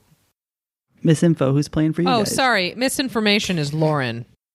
I'll be playing for us. All right, now we're going to be moving on to our game over here, Triviality. So normally each week we do 2 rounds of general knowledge questions, 10 questions each, with a swing round in the middle that helps turn the points up or down for each player, and then a final round with categorized questions. So for today, we're going to do basically kind of what we do on our normal show. We're going to do 3 questions, a mini swing round, and then 3 questions. So they're going to be kind of all over the board. Mm-hmm. And there's probably going to be a lot of pop culture references. So we apologize, or we hope you enjoy those. Sure. Either or. So let's throw it to Matt. Matt will have the first question for you. All right. Question 1. Missy Elliott would definitely not be considered a pluviophile, although Gene Kelly may be. What does a pluviophile love? Locked in. Locked in. Lauren, are you a pluviophile? I don't know, Jonathan. Yeah, I don't know either. Jesus You Christ. can't just ask someone. I that, hope I'm Jonathan. one. Oh, no, I'm locked in. I'm sorry. I'm locked in. Sorry, Jonathan. I'm leaving you behind. Oh, no. It's okay. Carmela knows what's up. Everyone locked in? I think so. All right. Why don't we start with Andy? Well, a pluviophile, the French is, il pleut, P-L-E-U-T, for raining. So I'm going to say it's a lover of rain. All right. And Jonathan? Carmela. Even? You could say that Shirley Manson is a pluviophile because she's only happy when it rains. It is a lover of rain. All right. AJ? I'm dancing naked in the rain. Oh, my God. Rain indeed. Didn't know Gene Kelly was from Florida. And then Lauren. I went with rain as well. All right. And that's what it's like when points are on the board. Points for everybody. You wouldn't know, would you, Matt? That's fair. All right, Triviality, remember you're keeping score for this game. Correct. Yes, it's probably going to be a tiebreaker at the end with everyone getting every question right, but at least it'll be fun. That's a welcome addition. Our next question will be coming from me. So here is your question 2. His surname could be read as a Baroque superhero, but this Canadian artist and one-hit wonder is most famous for his single She's So High, released in 1999. Locked in. I know it too. I know this. I am locked in. LT is locked in. All right, that leaves Andy to talk it out. Finally, a question where being Canadian is probably an advantage. I believe She's So High was Tal Bachman. All right, let's go to AJ. Indeed, like Cleopatra, Tal Bachman. All right. Let's Or go. Joan of Arc. Or Joan of Arc. Let's go to Lauren. Or Aphrodite.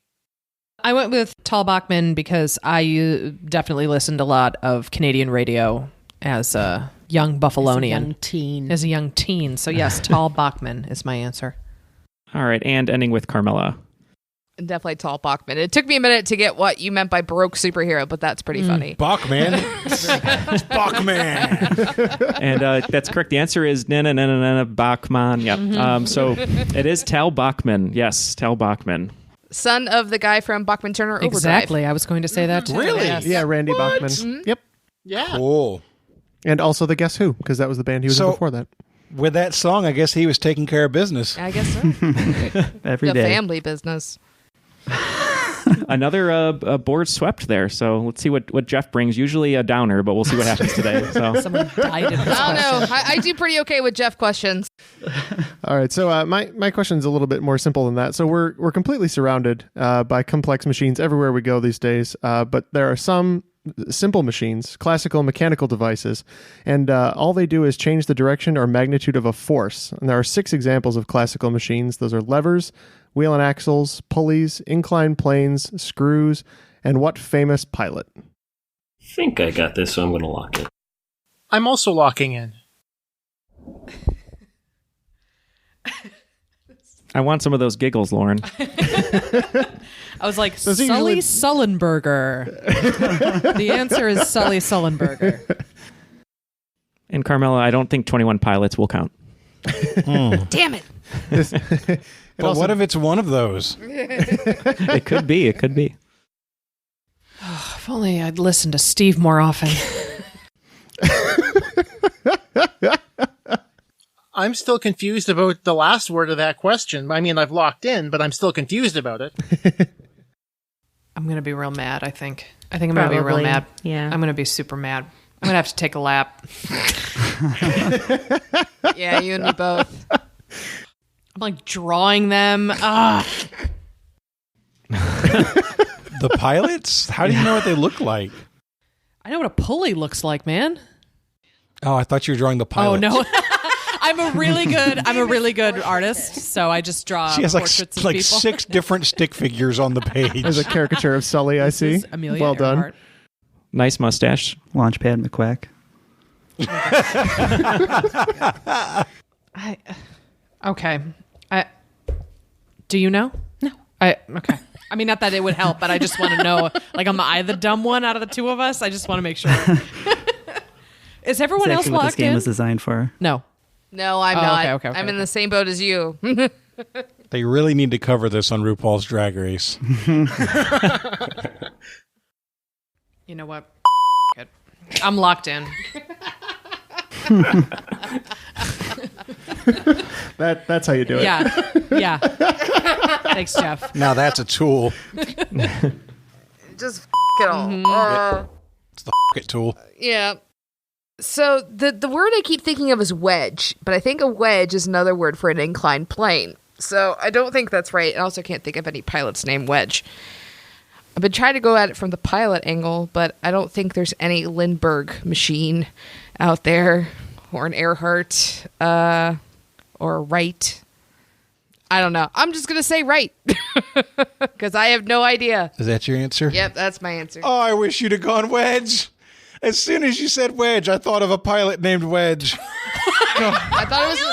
I thought it was another name for I an still inclined don't plane. get it. Wedge Antilles is a Star Wars character in every movie. He's an X-Wing fighter I'm going pilot. to throw this known there was- microphone Well, that across explains the why I don't get it. Question. Son of a. We I all really know thought I a don't wedge know is another Star name for Wars an on this inclined podcast. When you plane. said Wedge, I'm like, please say Wedge. Please say Wedge, because I didn't have any idea until you said that. I would have never come up with it. But then you're like, I don't know a pilot named Wedge. I'm like, I do. I mean, I have Wedge written down. And I was like, what pilot is named? It's like, because Wedge is the other one they didn't name. Yeah. And it's like, but how does a pilot fit? I have no idea. Yeah. Clearly, I need to watch Star Wars. You We've really already do, dude. established this. Yeah, but you still got Wedge. Actually, is that your locked in answer? Did you go with Wedge? Yes, I went with I Wedge. also went with Wedge. And Yeah, sorry. Damn it. and AJ, what did you go with? I had Wedge. I assumed it was a fictional pilot. I was hoping it was a fictional I pilot. thought I was wrong. I was like, Wedge. That's not anybody. So, yes, very similar to the inclined plane, although used in a slightly different context. You'd be looking for the famous on-screen pilot, Wedge Antilles from Star Wars. So, Wedge was the correct answer. I just want to cry. We all already knew that. You want to cry. Well, we're getting another 1 point. It's all right. Okay, so it looks like after the first 3 questions, game's pretty tight. So we're going to go to the swing round, which normally in our games is a way for players to get some separation. And today's is going to be brought to you by Matt. The questions so far have been worth 10 points. This mini swing round, they're going to be 5 points each. There will be 5 of them. The theme is going to be hashtag explain a film plot badly. I'm going to describe a movie using a way you would probably never do it, and you're going to tell me the movie. It'll make more sense once we start playing. And we'll do one at a time. Okay, so the first one is going to be single father tries to end world hunger with his rock collection. Did it freeze? It didn't freeze, and I know this because I've heard it before, and I'm upset that I'm not playing right now. That'll be the Everything theme. about this upsets you, Jonathan. Yes. Sit out. I'm upset. No, I'm stretching. You're making me really nervous. Oh, God. Here, All about you. It's because he has the high ground. Oh, Neal's also going to stand. I'll join Jonathan. Locked in. You said single father tries to end world hunger with his rock collection. That is correct. Yes, I will lock in. Something tells me this is going to be a bunch of dude movies. Yes.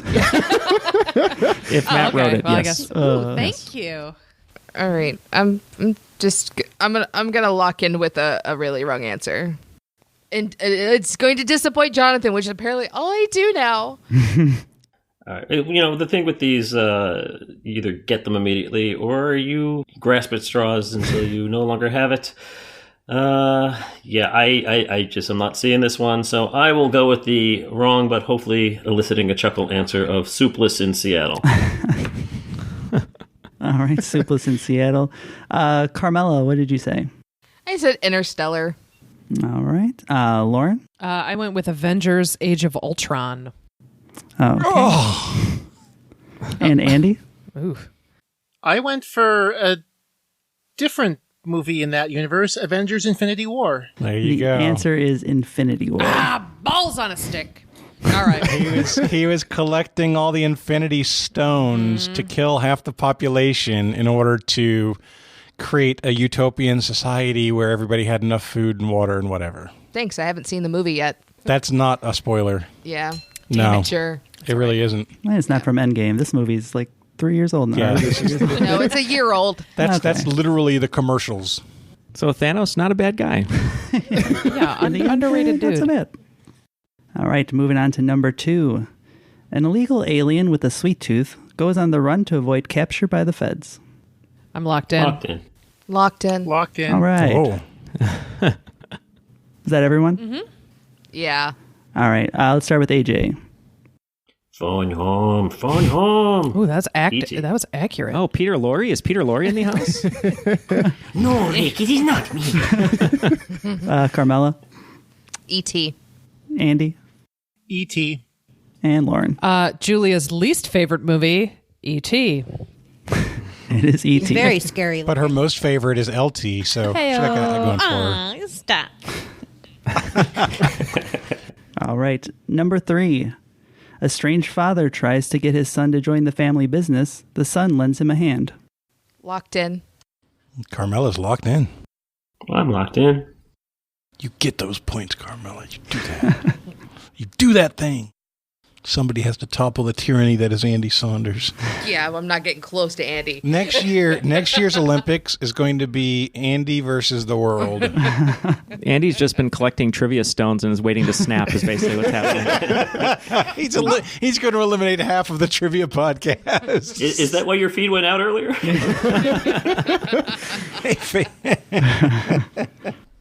I'm locked in. I guess I'm locked in. I mean, I don't know. Okay. And Lauren has moved to eating during the show. I get peckish. Well, let's start with Lauren. I don't know. I heard the lend him a hand part, and I was like, okay, let's go with Edward Scissorhands.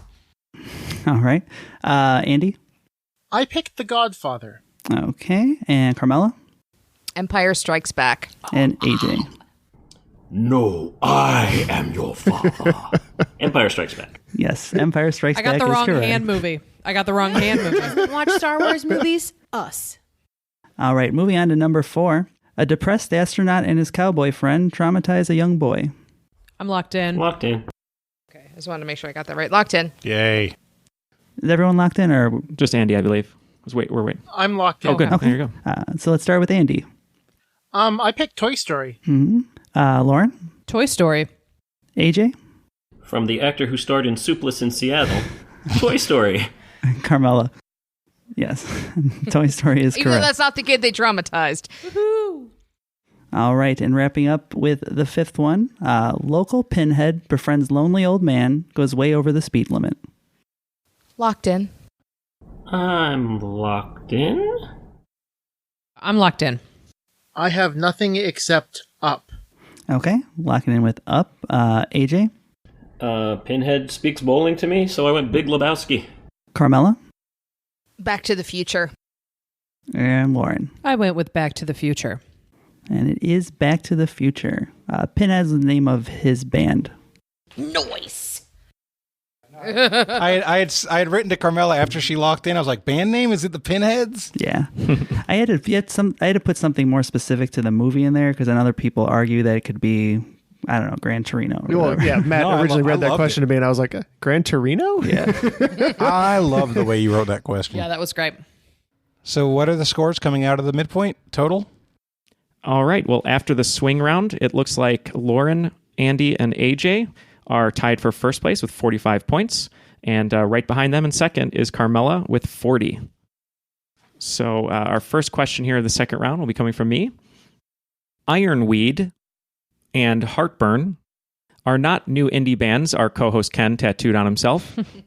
They are two oft-forgotten 80s films starring the most Oscar-nominated actor of all time and the most Oscar-nominated actress of all time. Who are these two performers? Locked in. All right, I'm locked in with both. Okay, leaves Lauren. Yeah, mother of... Okay. So, oh God, guys. All right, so it's Ironweed and Heartburn. Who the hell knows what that is? So I'm thinking Al Pacino. I'm thinking Robert De Niro. I'm thinking Meryl Streep. I'm thinking Clint Eastwood. I'm thinking... I don't know... Okay, I'm gonna go with. All right, I'm gonna go with Meryl Streep on one. Boop, and I'm gonna go with. Maybe. I'm gonna go with Pacino. I'm gonna go with Pacino and Streep. All right, let's go to Andy. I also have not heard of Ironweed or Heartburn, but I'm pretty sure that the most nominated actress is Meryl Streep, and the most nominated actor is Jack Nicholson. Oh, son of a gun. He's not even that good of an actor. Sorry. So my answer is Streep and Nicholson. All right, let's move to Carmela. I wish I thought of Nicholson. I definitely said Streep because I know she's been nominated the most. I went with Dustin Hoffman for the actor, even though I was like, I don't know if this is right, but he was in a lot of movies in the 80s, so. Okay, and AJ. Actually, when you said Heartburn, I immediately started to write Nora Ephron down, thinking you were going down that route. But it is Meryl Streep and Jack Nicholson. All right. Well, as AJ said, Heartburn, based on the novel by Nora Ephron, directed by Mike Nichols, and Ironweed, two films not a lot of people talk about, but they did star two of the biggest stars of all time, which were Meryl Streep and Jack Nicholson. So points to Andy and AJ on that one. I didn't even think about Jack Nicholson. Think about Jack Nicholson because he's not that good of an actor. All right, so I've got the second question of our second half here. And this one's courtesy of Ken, so it's going to be particularly funny. But you have to do it in a low, grovelly, apathetic voice. No, it's Garfield. So, try to do Garfield. Garfield, voice. Yeah. Yeah, so even though it sounds like it may belong to me, the following last words were said by what famous all-around talented guy known for painting, invention, mathematics, and other things that we in the studio generally suck at? And his last words were, I've offended God and mankind because my work did not reach the quality it should have.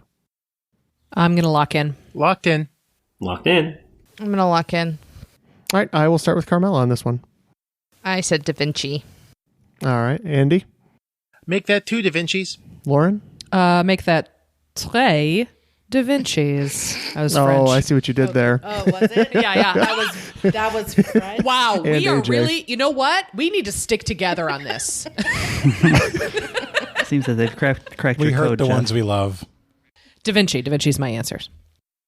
Clearly, we've all cracked your code. Da Vinci. And the correct answer is Leonardo da Vinci. All right, and the final question of the round. Post Malone's first album, Stoney, released in 2016, had a song named after which famous Georgetown alum? No word on how much he practiced the song before releasing. Locked in. Locked in. What? Is this a college? Georgetown? What? Oh. I get it. Wow, I'm glad you do. Because you see, Antilles was a pilot. Okay. It's all coming together. That was, of course, the Greater Antilles. I was gonna make lesser of a joke than that. Here, Lauren, name Post Malone songs. Oh, okay, here we go. Well, you got, and then there's, of course, That other famous so song good. with the person's name in it. Yes. That person's name is. You'd think you'd know Post Malone with all those face tattoos of I know, yours, right? Lauren? God, it takes a lot of concealer to cover it up for work, you know? I haven't been able to get behind Post Malone. I really like the early stuff by Pre-Malone. All right. I'll give that I'm just one. waiting for... I'll give it to you. It's like, I'll that's give a it lot to of you. setup. Here it comes. Here comes the pre-Malone. I prefer Priority Malone. I'm always tired of those jokes. All right, I'm locked in with nothing. Okay. Is it just me now? Yes. Yep. I don't know anything by Post Malone, like at all. I know what he looks like. He looks like an idiot. Looks like a dirtbag. Looks like a dirtbag. Truth in advertising. I mean, it's just, Look, I mean, he's a singer for a reason, right? well, he can't do anything else other than SoundCloud stuff, right? Yeah. No one's gonna hire him. That's true. I would not hire him. No face tattoos. It's a rule. Yeah. I texted my 17-year-old cousin. I was like, Jillian, what's a Post Malone? I think that's the right That's not question. the question I'm gonna have to ask Robin. I can't even get it from the Georgetown angle. I don't get the clue. I don't know. I don't even know who went to Georgetown. Clinton. Okay. Locking in with Clinton. Lauren? I don't know, Jonathan. Oh, I were we not went locked with in? Kobe Bryant. Okay. Andy. Well, in terms of Georgetown alums who are famous for not wanting to practice, I went for Iverson. And AJ. So this is the chapter of my first book. You dork. Christmas Eve with the Iversons. Yeah, Allen Iverson. That was an alley for Talking you. about practice? Yes, we were talking about practice. It's Iverson. The name of the song was White Iverson. Yeah, there was no way. Yeah, there wasn't I was any. gonna know There that. wasn't a chance. Nope. Well, I apologize, ladies. You should apologize. John is looking at me like I'm dumb. I'm like, I don't know what that means. I'm just like, Well, it looks like after our mini game here, looks like in fourth place receiving 1 point is going to be Carmela with 50 points during our game. Above her, Lauren with 55 points, going to be getting 4 for third place. And tied for first, Andy and AJ with 75 points. So, Jeff, you have a tiebreaker to decide who is going to get first place points here.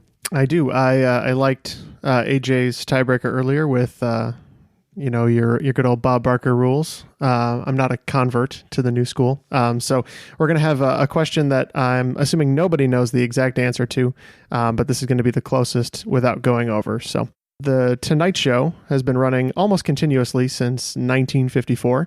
While sadly not the longest running host, Johnny Carson is probably the most famous. How many episodes did Johnny Carson record of The Tonight Show before his retirement in 1992? All right, I've got a number. All right.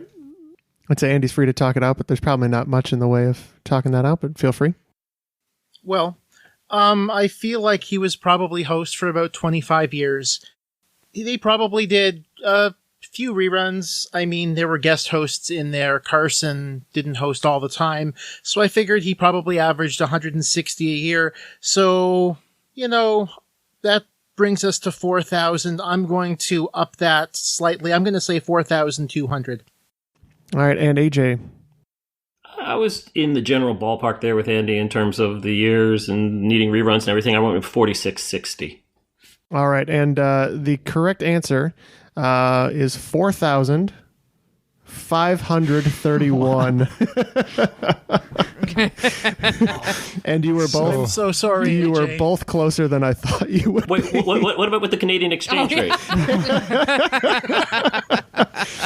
So yeah, In the 4600s is actually Jay Leno, and that's only because of his return stint. Yeah. Wow, well done. So that'll be first place points of 11 going to Andy, and second place points of 7 going to AJ. So at the end of the third game, Andy has 33 points. AJ has 14 points. Misinformation has 11 points. Triviality has 8 points. And Trivial Warfare has 3 points. Hooray!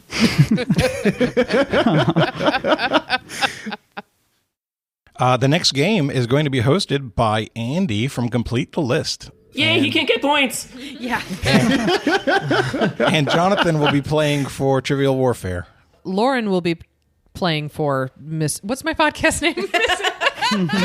Misinformation. Your podcast? So drunk.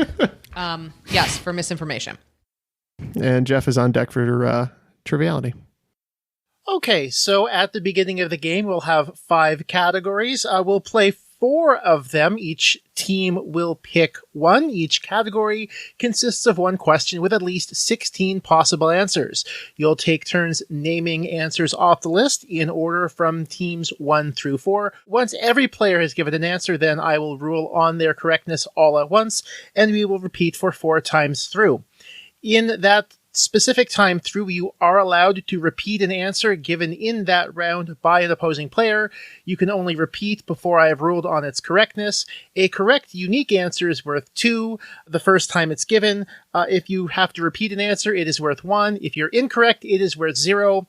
For time constraints, we will not be doing one of my halftime rounds, so it will just be lists. And each team, you'll have the opportunity to double one of the categories, so it will be worth 4 and 2 as opposed to 2 and 1. The random number generator has told me, and yes, it is 1. Triviality, you will go first, then Beat My Guest, then Trivial Warfare, then Misinformation. So Jeff, AJ, Jonathan, and Lauren will be the order. And your categories are hand passes, damn halogens, we really needed air conditioning, I can still name this movie in 1 word, and tokens. So Jeff, you'll get the opportunity to pick the first category. Well, I'm very curious to see what tokens looks like. So you're picking it? I'm going to pick tokens.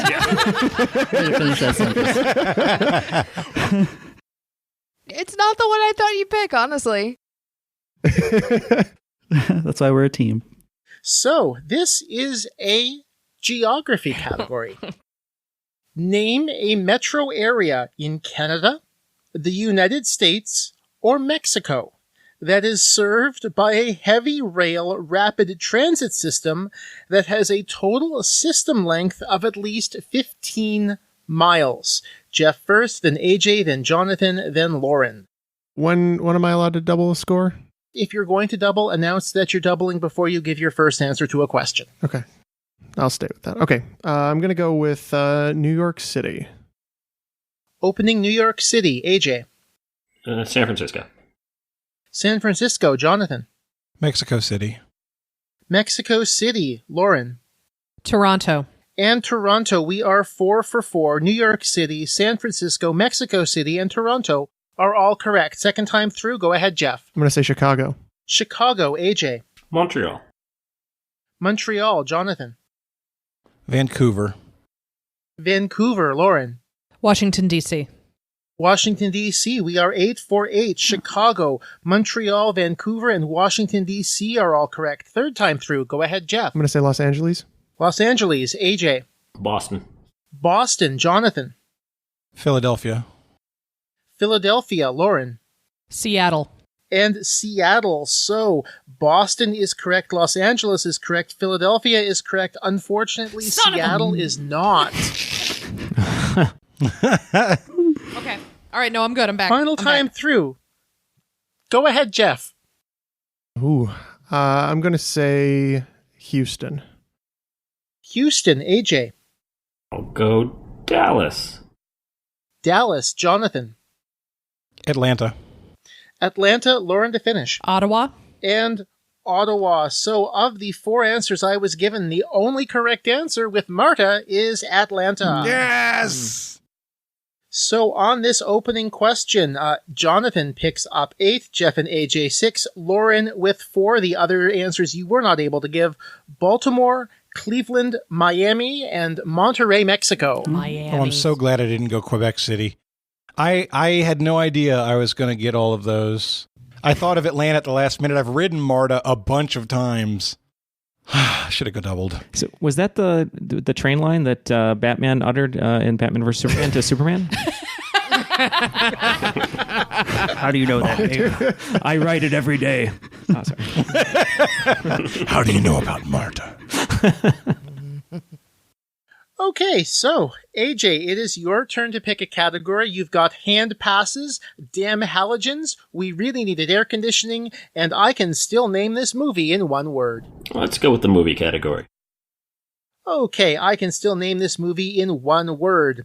Name a movie with a one-word title that, according to Box Office Mojo, has grossed at least $400 million domestically, adjusted for ticket price inflation. Note, the is a word. Hyphens do not separate words, and initialism titles are okay as long as there are no other words in the official title of the film. So AJ first, then Jonathan, then Lauren, then Jeff. You've all got your doubles. All right, let's go with Avatar. Opening Avatar, Jonathan. Titanic. Titanic, Lauren. Batman. Batman, Jeff. I'm going to go Ant-Man. And Ant-Man. 1 second. Crap. Okay, so of the 4 answers I was given, Avatar is correct, Titanic is correct, Batman is correct. Unfortunately, Ant-Man is not. Second time through. Go ahead, AJ. Up. Up. Jonathan. I'm telepathically sending you an answer. You are? I'm trying to. I'm trying to receive it. Trying to receive it. I'm going to say Casablanca. Casablanca. Lauren. Titanic. They already said that. Titanic's already been said. Please pick I another can't answer. repeat. No, within only in the same round. Oh, at the end of the same. Okay. Heat. Sorry, everybody. Heat. Jeff. I'm going to go Aquaman. And Aquaman. Unfortunately, I was not given a correct answer that time around. Ooh. You've given me some good answers, they just didn't gross enough money. Third time through. Go ahead, AJ. All right, I'll just let it go. Frozen. Frozen. Jonathan. It's not working. Touch my head, Carmela. Touch my head. No, it's not working. It's not working. Jaws. Jaws. Lauren. Moonstruck. Yes. I wanted to go Frozen last time, so this time I went Brave. I was thinking about Brave. And Brave. So, this time around, Frozen is correct. Jaws is correct. Those were the only 2 correct answers I was given.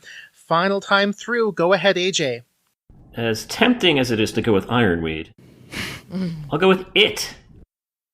It. Jonathan.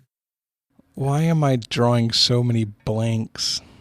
I'm going to say Superman. Superman. Lauren.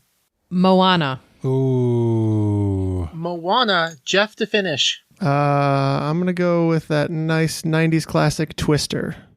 And Twister. So, this time around, Superman is correct. Yes. Twister is correct. So, on this one, let's see. Jonathan picks up 6, AJ 4, Jeff and Lauren 2. Jonathan now has 14, AJ 10, Lauren 6, Jeff 8. The other movies you were not able to give. The 1970 classic Airport. Aladdin, Bambi, Ben-Hur, Cinderella, Cleopatra, Fantasia, Ghost, Ghostbusters, Goldfinger, Grease, Gremlins, MASH, Pinocchio, Rocky, Shrek, Spider-Man, Thunderball, Tootsie, and Transformers. Tootsie, damn it. Wow, what a big list. There's a lot of the older stuff with the inflation. Yeah. I did receive what you were sending. Yeah. I got Terminator, and I said, I don't think that made enough money. So there we go. I was like, more James Cameron films. Yeah, right? Okay, so Jonathan, it is now your turn to pick. You have hand passes, damn halogens, and we really needed air conditioning. I'm so tempted to go damn halogens since that's coming from our show. And I've done better with the periodic table lately, but it could just be anything, and that's not my strength. I am hoping that hand passes is not hockey and that it is sports. I'm going hand passes. Shout out to Brent Bullmeyer. Damn it! This one, he didn't submit it, but certainly his team inspired this category. Name a National Hockey League team that qualified for the 2019 Stanley Cup playoffs. I'm so sorry. I'm so sorry.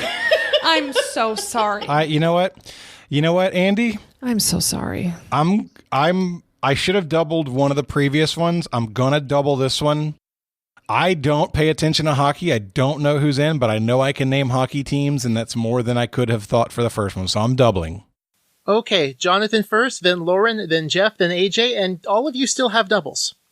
And shout out to Brent Bullmeyer. I'm going with the St. Louis Blues. Opening St. Louis Blues, Lauren. Penguins. Penguins, Jeff. Sharks, San Jose. Yeah.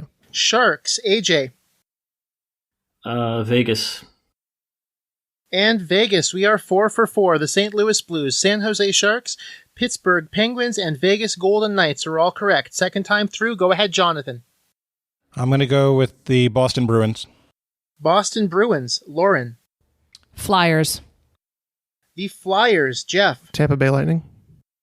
Tampa Bay Lightning, AJ. Columbus Blue Jackets. Columbus Blue Jackets. So the Bruins are correct. The Tampa Bay Lightning are correct. The Columbus Blue Jackets are correct. Unfortunately, the Philadelphia Flyers are not. Third time through. Go ahead, Jonathan. We're into guessing territory. Just based on recent history, I'm hoping I would have said Lightning. I'm going to go with the Kings. The Kings, Lauren. The Hurricane. Hurricanes, Jeff. The Avalanche. The Avalanche, AJ. Capitals. And the Capitals. So, the Carolina Hurricanes are correct. The Colorado Avalanche are correct. The Washington Capitals are correct. Oh. Unfortunately, those were the only 3 correct answers I was given. Damn it. Final time through. Go ahead, Jonathan. Oh, I'm salty. Stars. The Stars, Lauren. I can't think of any other hockey teams. Shut up. Everybody shut up. Just shut up. I can't even think of The Wild. The Wild. The Wild, Jeff. Nashville Predators. Nashville Predators, AJ to finish. I'll crib the Stars. Okay, well, the Stars are correct. The Predators are correct. Unfortunately, the Wild did not make the playoffs, but they are a hockey team, so...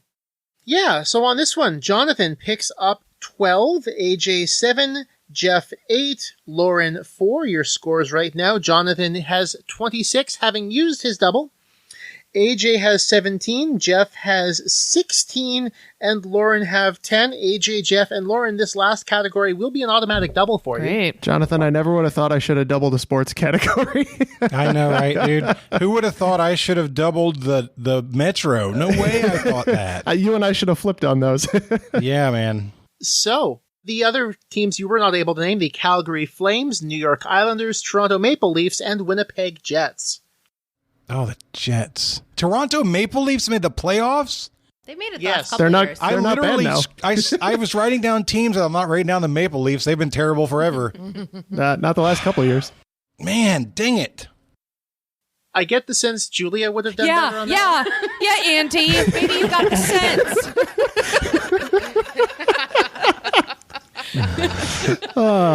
Yeah, Yeah. I'm loving this. Did you get that subtle Do we- feeling? Do we have a little bit more room on the snark we can go up? Because I'm really loving this. No, my favorite part was at the beginning where you're just going, I'm so sorry. So bad. I haven't watched hockey since Buffalo's been terrible, which has been Always. Oh my God! It's about the same time I stopped Yeah, watching. exactly. You've never watched hockey? Hey man, in the early 2000s they were doing great. All right, Sabres, go Sabres. The last Stanley Cup I watched was Sabres versus Stars. What's a cutch? Whatever. You know what a clutch is. Yeah, I do. The last hockey game I watched was with Aaron on a casino floor. Exactly. All right, last one, Andy. So, yeah, Lauren, you'll get to pick from Damn Halogens and We Really Needed Air Conditioning. I'm going to go with We Really Needed Air Conditioning because I can name maybe 2 halogens. So, Well, there's not 16 halogens, so it wasn't going to be that. So, this is a history question. And again, it's an automatic double for Lauren, Jeff, and AJ. Name a U.S. state that had achieved statehood, yet had fewer than 1 million people, as per the 1900 U.S. Census. Lauren first, then Jeff, then AJ, then Jonathan. Once again, Lauren, Jeff, AJ. This is an automatic double. okay. I'm going to say Nebraska. Opening Nebraska, Jeff. Wyoming. Wyoming, AJ. Maine. Maine, Jonathan. Oregon. Oregon.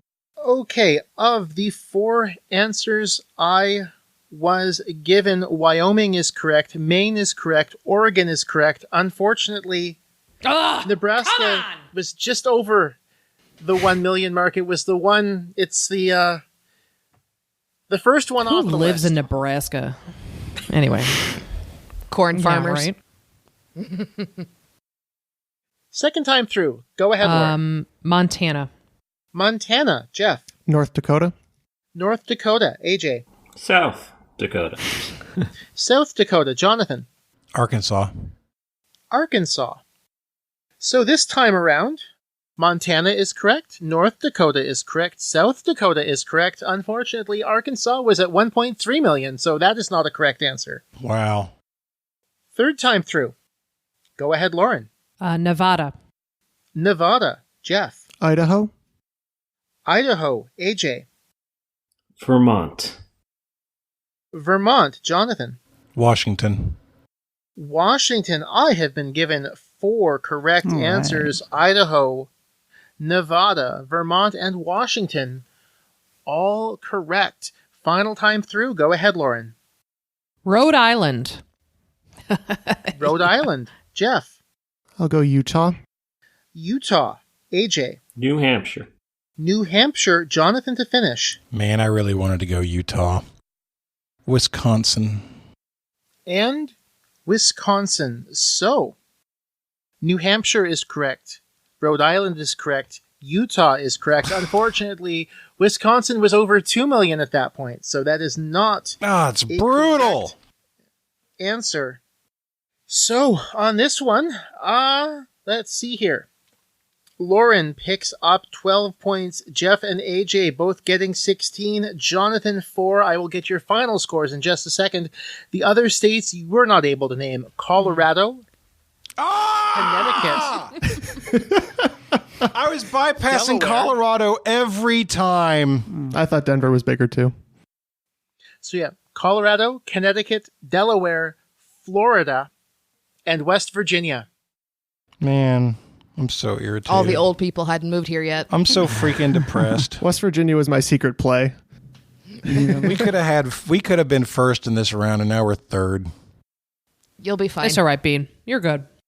So, your final scores finishing in 4th place at 22 points. Lauren from Misinformation. In 3rd place at 30 points, Jonathan from Trivial Warfare. In 2nd at 32, Jeff from Triviality. And your winner at 33 from Beat My Guest, AJ. Woohoo! All right, give me just a sec here. Well, we know one thing so far. we know that Trivial Warfare is going to be asking the questions in the final round because we cannot collect any additional points. So all of you have already stamped your pass to the final round. Woo. Going into the last of the regular rounds, Andy has 33. AJ has 25. Jeff, Neal, and Matt have 15. Lauren and Julia have 12. Trivial Warfare has 7. And Carmela is going to start us off with the first set of 4 regular questions, and then I'm going to do 2 midpoint questions, and that will be the round. Who is playing for Misinformation? Julia. And who is playing for Triviality? Matt. All right. Let me pull up the file. You know nothing, John Oakes.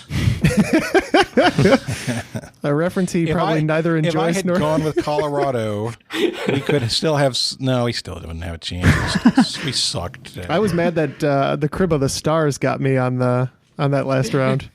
For real, dude. Because I got Andy's round. The last team I knew was in, so I got Andy's round last year. I got to thank Ken because he and I have been watching quite a bit of hockey together, so it's basically because of him I knew all of those. Your category names aren't as fun.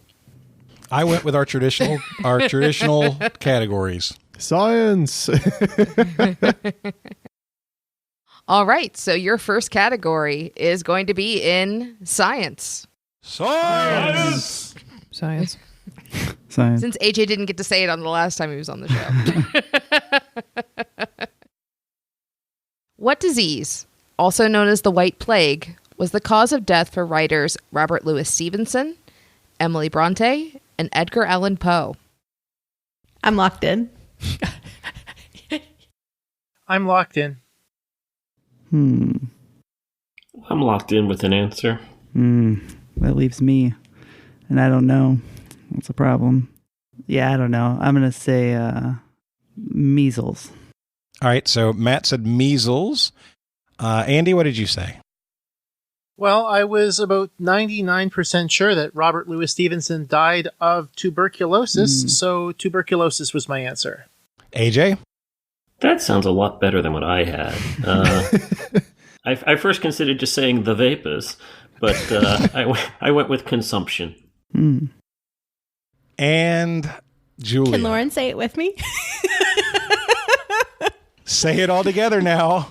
Tuberculosis! We finally did it! Is that everyone? That's everyone. Yeah. Including me, who was not actually Plus one, yeah. So actually, Jonathan's like, when you give the answer, say it all together with me first. I'm like, okay. And it is tuberculosis. Isn't tuberculosis and consumption the same Yes, thing? AJ gets credit for Yes. that. He did that on purpose. Your next category is literature. Literature. What is the name of the lovable pooch that the Grinch pushed to the limit when he forced him into reindeer duty in How a Grinch Stole Christmas? I'm locked in. Oh, man. I am locked in. I'm pretty sure this has been asked on one of our Christmas episodes. Plug, plug, plug. Should have seen the Jim Carrey version a million times like I did, and you would have. Oh. That actually did ring something. I'm locked in. I feel like the name Max is coming to my head for some reason, so I'm going to say Max. All right, AJ? I also went with Max. Julia? Max. And Matt? I said Max. It is Max. All right. Hey. Nice job, everybody. All right, your next question is, I was told there would be no math. You're welcome. Used in the formula to determine a radioactive element's half-life, what Greek letter might be more familiar to gamers as the primary symbol used in the marketing of the Half-Life series? I'm locked in. I've locked in as well. I've locked in. Yeah, I think, so it's just me. It's the symbol for pi, but I don't know if that's the name. So I don't know if this is going to be wrong, but I'm just going to say pi. Andy? I believe it's lambda. AJ? Yeah, I mean, I recognize the symbol. I was guessing that kind of three-line thing was lambda, but it was a guess. And Julia? I also have Lambda. So, Matt, if you take away one of Pi's legs and the top falls on its side, it kind of looks like a Lambda. Gotcha. So, but it is Lambda. The, I believe Lambda Corp or something like that is the name of the company at the Black Mesa facility. And your last question before the midpoint is in geography. Geography. What two South American countries are the only countries in the Americas with no coastline on either the Atlantic or Pacific Oceans? I'm locked in. We just had this. Yeah, I feel like I learn this Pub trivia. once a month. I'm trying to send you I know. mental telepathy over here, You but scolded me that night too that I didn't know that. I continued to not know that it. time I literally pulled up a map of South America. Yeah. We've all seen it, Jeff. Put it away. Yeah, you carry a map in your pocket. Fancy map. All right. Quit whipping your map out. Every chance I get. I was told there would be no map. That's very good. In this round, there will be no Matt. I'm not doing well. I feel you, Matt. I really do. Hey, I'm locked in. I'm locked. Same here. Julia, we'll start with you. I'm going Uruguay and Paraguay. All right. AJ? Yeah, I was thinking it was Bolivia, and then I had to flip a coin between Uruguay and Paraguay. I went with Paraguay. All right. So Andy? Bolivia, Paraguay. I went with Bolivia and Paraguay. And Matt. I had Uruguay and Colombia. So it is Bolivia and Paraguay. I'll remember it nice for coin next flip time. there, dude. I'll remember it for next time. All right. All right. Now we have two midpoint questions. The first one is going to have you naming people on a list, and the second is going to be a little more direct. So, midpoint question one, your category is sports. Sports. Yay. There were 10 Chicago Bear players Yay. who sang or rapped lead in the 1985 Super Bowl Shuffle video. I'll give you 4 points for each one you can name up to a limit of 5 players. So I want you to name people who rapped or sang a bar as lead in the Super Bowl Shuffle. Up to 5. Fun fact, this was almost my dance with my father at my wedding. Nice. I'm sure that's going to help Julia. What made you change your mind on that one? My dad was like, we're not doing the Super Bowl Shuffle. I was like, well, you can't dance, so it's like the easiest thing in the world to do. I mean, how funny would that be? What did you settle on? We settled on Boogie Woogie Bugle Boy, and we went through several weeks of intense choreography designed by my father. So instead of dance. of doing something easy, he went the hardest possible thing, which is indicative of my dad's personality. So I still think Super Bowl Shuffle. That's all free for all of you, by the way. They can still do that. You can still do that. Take the idea and run. Do it. Yeah. I'm locked in. How many are we supposed to name? Locked in as I'm going to get. Yeah. You're supposed to name Name 5. five. Okay. 4 points for each. Yeah, I'm locked in too. I'll lock in. All right. Oh, well, Julia, we'll start with Great. you. The only one I know for sure is William the Refrigerator Perry. Then I'm just picking last names here and going Johnson, Anderson, Williams, and Davis. I love the strategy. Good job. So confident. Good job, You were like, Julia. Right. All right. Matt, my Chicago player. I know. So, yeah. No pressure. I know. I'm not sure on one of these two. William the Refrigerator Perry, definitely Jim McMahon, definitely Walter Payton, Mike Singletary. And then I was not sure if these guys had one of those, solos. He was tossing around Mongo and Willie Gault and Dent. I'm just going to lock in with Willie Gault. All right. AJ, your turn. Well, obviously, William the Refrigerator Perry, we all know. Then, of course, there's My Name is Sweetness, I Like to Dance, be Walter Payton. Then the punky QB known as McMahon. And I went with Singletary, and I was on the Fensick between Fensick and Dent, but I went with Dent. All right. And AJ. That was AJ. I'm sorry. Andy. All right, Andy. And Andy. That's not a Ken beard. They're camouflaged, okay? They're all white dudes. I need y'all to be easier to tell apart. So, I went for Perry. Then, not 100% familiar with the song, but I started just putting down names of people who I knew starred on that team. McMahon, Payton, Singletary, and Galt. Okay, your list. Mike Singletary, Jim McMahon, Otis Wilson, Steve Fuller, Mike Richardson, Richard Dent, Gary Fensick, William Perry, Walter Payton, and Willie Galt. All right. So, Triviality, complete the list and beat my guest, got 20. Julia, for misinformation, got 4. A respectable 4.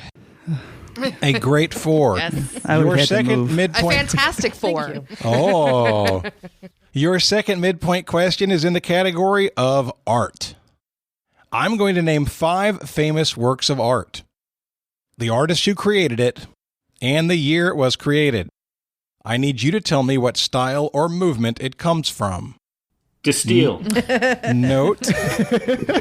Note, I'm looking for the most well-recognized style or movement that it belongs to. So I'm not looking for the deepest cut. I'm looking for the more large, probably. All right, here we go. Your first work of art is The Scream, 1893 by Edvard Munch. The second one, Marie Antoinette in Court Dress, 1778 by Elizabeth Louise Vigée Lebrun. Vigée Lebrun. I don't know. You'd make the weirdest French man. You'd make the weirdest French man. Oh, I'd be so good at being French. All I have to do is be rude to everybody. Not nice to the French. What have the French ever done for me? Actually, they've done some things. The third one, The Death of Marat, speaking of France, 1793 by Jacques-Louis David. The fourth painting, Bal du Moulin de la Galette. That's B-A-L space D-U space M-O-U-L-I-N space D-E space L-A space G-A-L-E-T-T-E.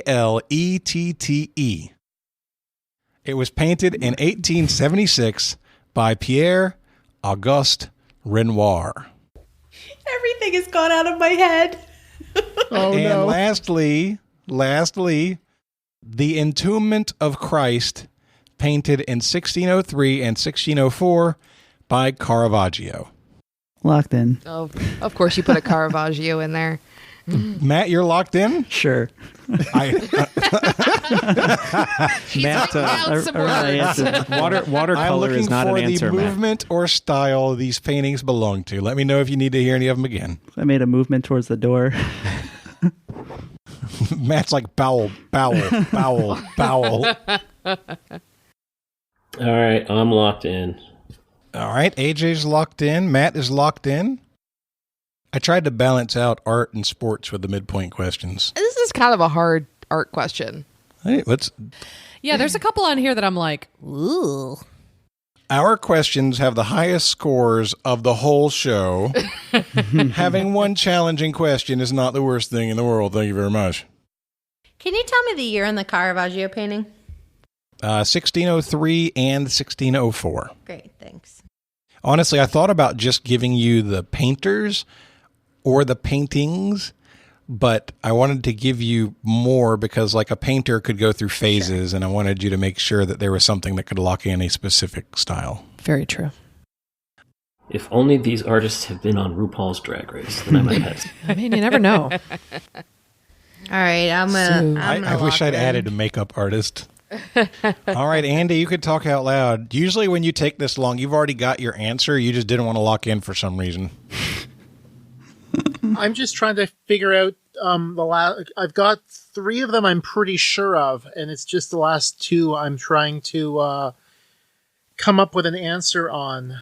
So, the ones I am sure of, Renoir is Impressionism, Munch is Expressionism, Lebrun is Rococo, I'm going to say realism for David and Death of Marat, and I'm going to say Baroque for Caravaggio. Interesting. Okay. Matt, you're next. Just go down the list. Yeah.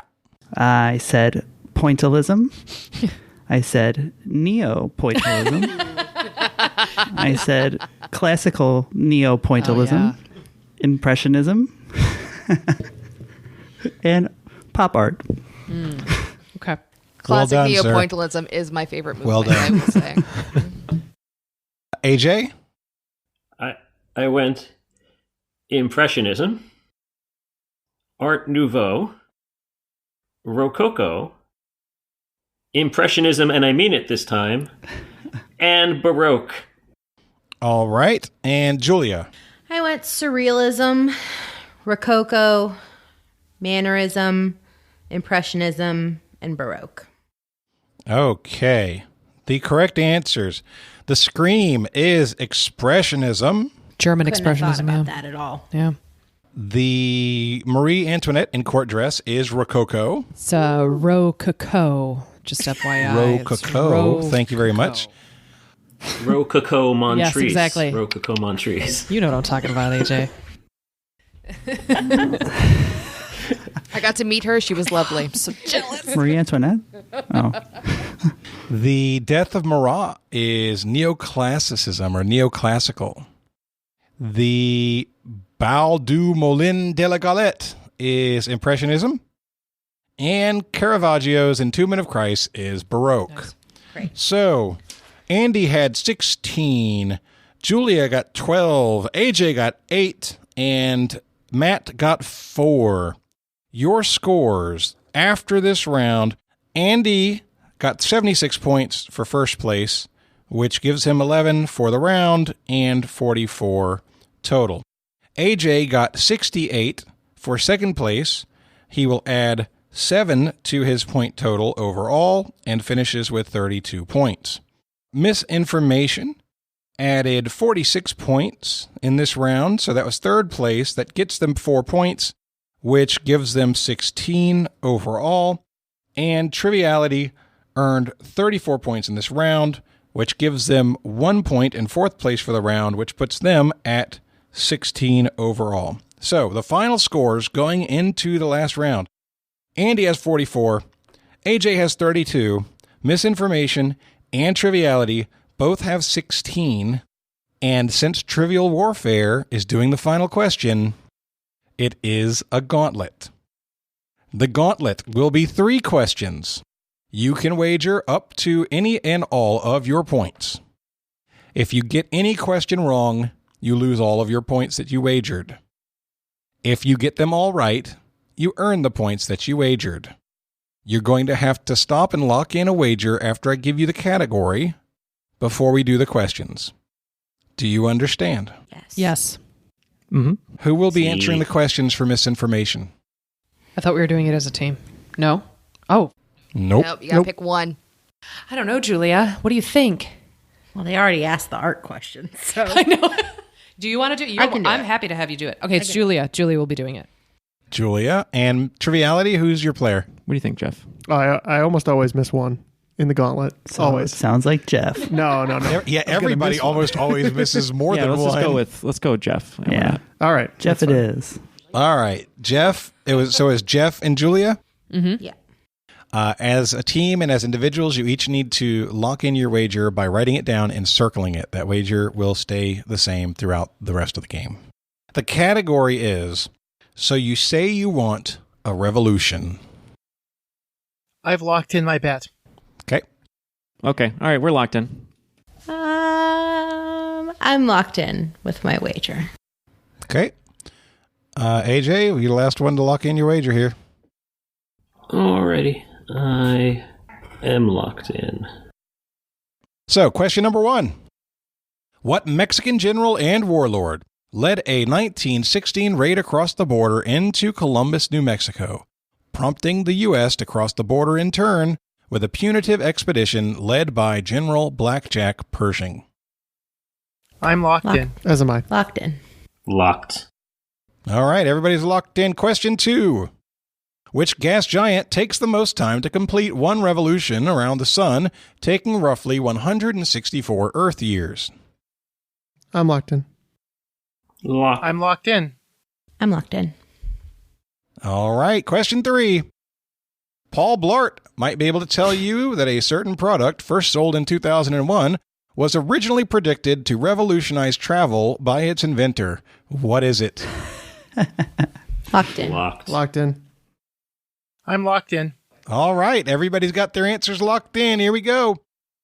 I was looking for the Mexican general who prompted the punitive expedition led by Blackjack Pershing. Jeff, what did you say? I said Emiliano Zapata. All right. Julia, what did you say? Pancho Villa. All right. Andy, what did you say? I said Pancho Villa. And AJ, what did you say?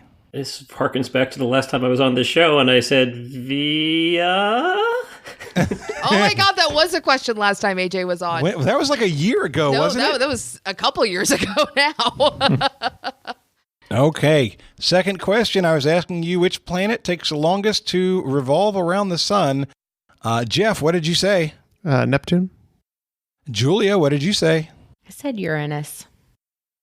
AJ, what did you say? I said Neptune. And Andy, what did you say? I said Neptune. Okay. Last question. Paul Blart would tell you that this was a pretty sweet ride. Jeff, what did you say? I said the Segway. Julia? Segway. AJ? Segway. And Andy? I said Segway. All right. Your correct answers. Paul Blart liked to ride that Segway. The Mexican general was Pancho Villa. And the gas giant is Neptune. Andy and AJ both got all 3 questions right. Unfortunately, Jeff and Julia missed one. Let's get your wagers first. I thought it was Zapata. I always get them flipped. Yeah. Jeff, what did you in Triviality wager? Knowing that I usually get one wrong, we wagered 0. So Oh, okay. So Triviality will finish with 16 points. Julia, what did you wager? I wagered 8. 8. Misinformation will finish with 8 points. AJ, what did you wager? Yeah, on the off chance that I got it wrong and I would force the ones below me to get it right to pass me, I went 15. 15. So AJ has jumped into the lead with 47 points. Andy, you had 44 going in.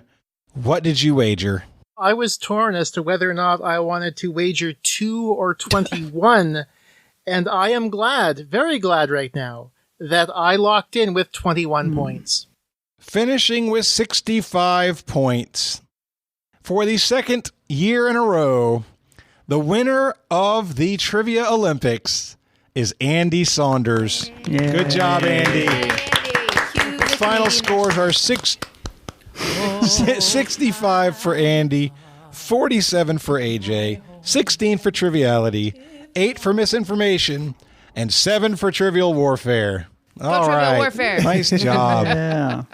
All right. That was a great game. I'm hoping it can edit it down under 2 hours. I'm hoping, maybe. Yeah, you should be able to. There's a lot of thinking time at the beginning, I so agree. it's okay. Rather than doing a ton of shout outs and causes, I just want to give you all a chance to tell people where the best place to find your shows are or to interact with you. So, AJ, let's start with you. Where can people get a hold of you?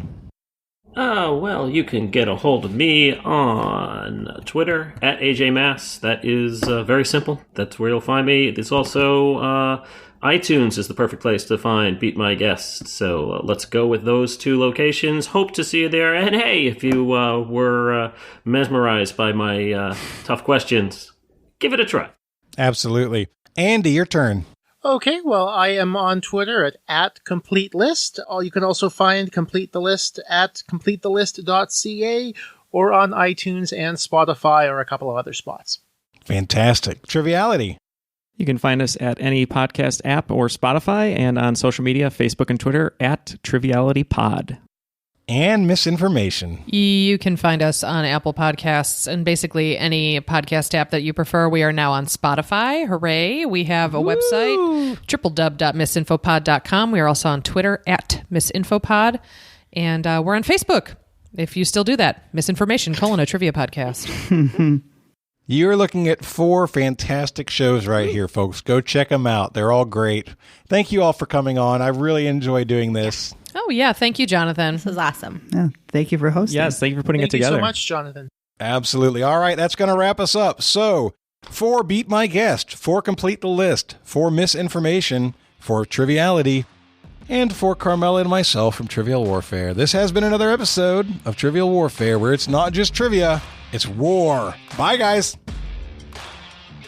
Thanks for listening to Trivial Warfare. Be sure to check out the revamped TrivialWarfare.com as your one-stop shop to submit questions, join the community, and get access to over 150 archived episodes. Warm It Up was written and performed by Matthew Stevens. This episode was edited and produced by me, Joel Sharpton. For help with your podcast, visit ProPodcastingServices.com.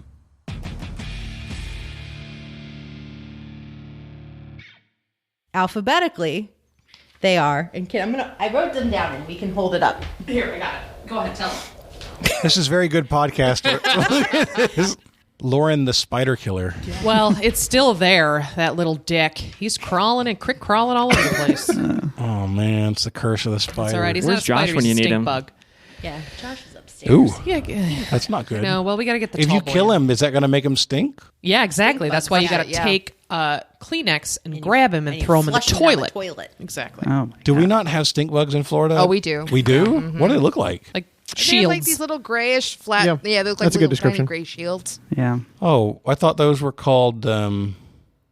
Stink bugs? shit, Yeah. my brain does not work. No, they're like That's not what kissing that's bugs called. or something because they leave a weird the- like kissing mark on you if they bite you. Like mono? Oh, No, it's whatever. Just Oh, like mono. yes, they're the mono bugs. Just like mono. Yep. Silverfish. No, they're not silverfish. Those are the snakes in Silverfish your are a tub. bitch to kill. This is a good lead into our game.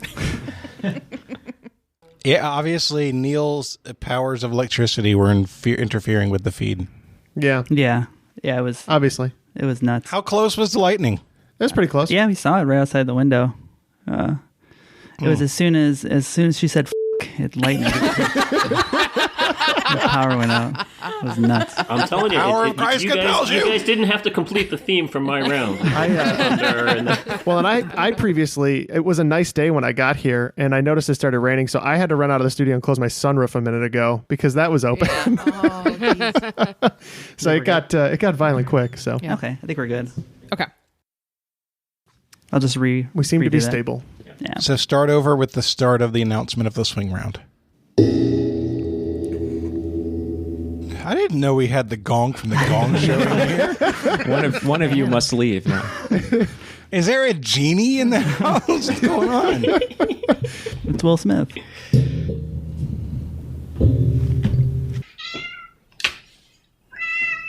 Is that a cat? Oh, hello, Little kitty cat. I'm pretty sure that's a lynx. Oh, only in Rhymes with Florida. it. Her name is Jinx.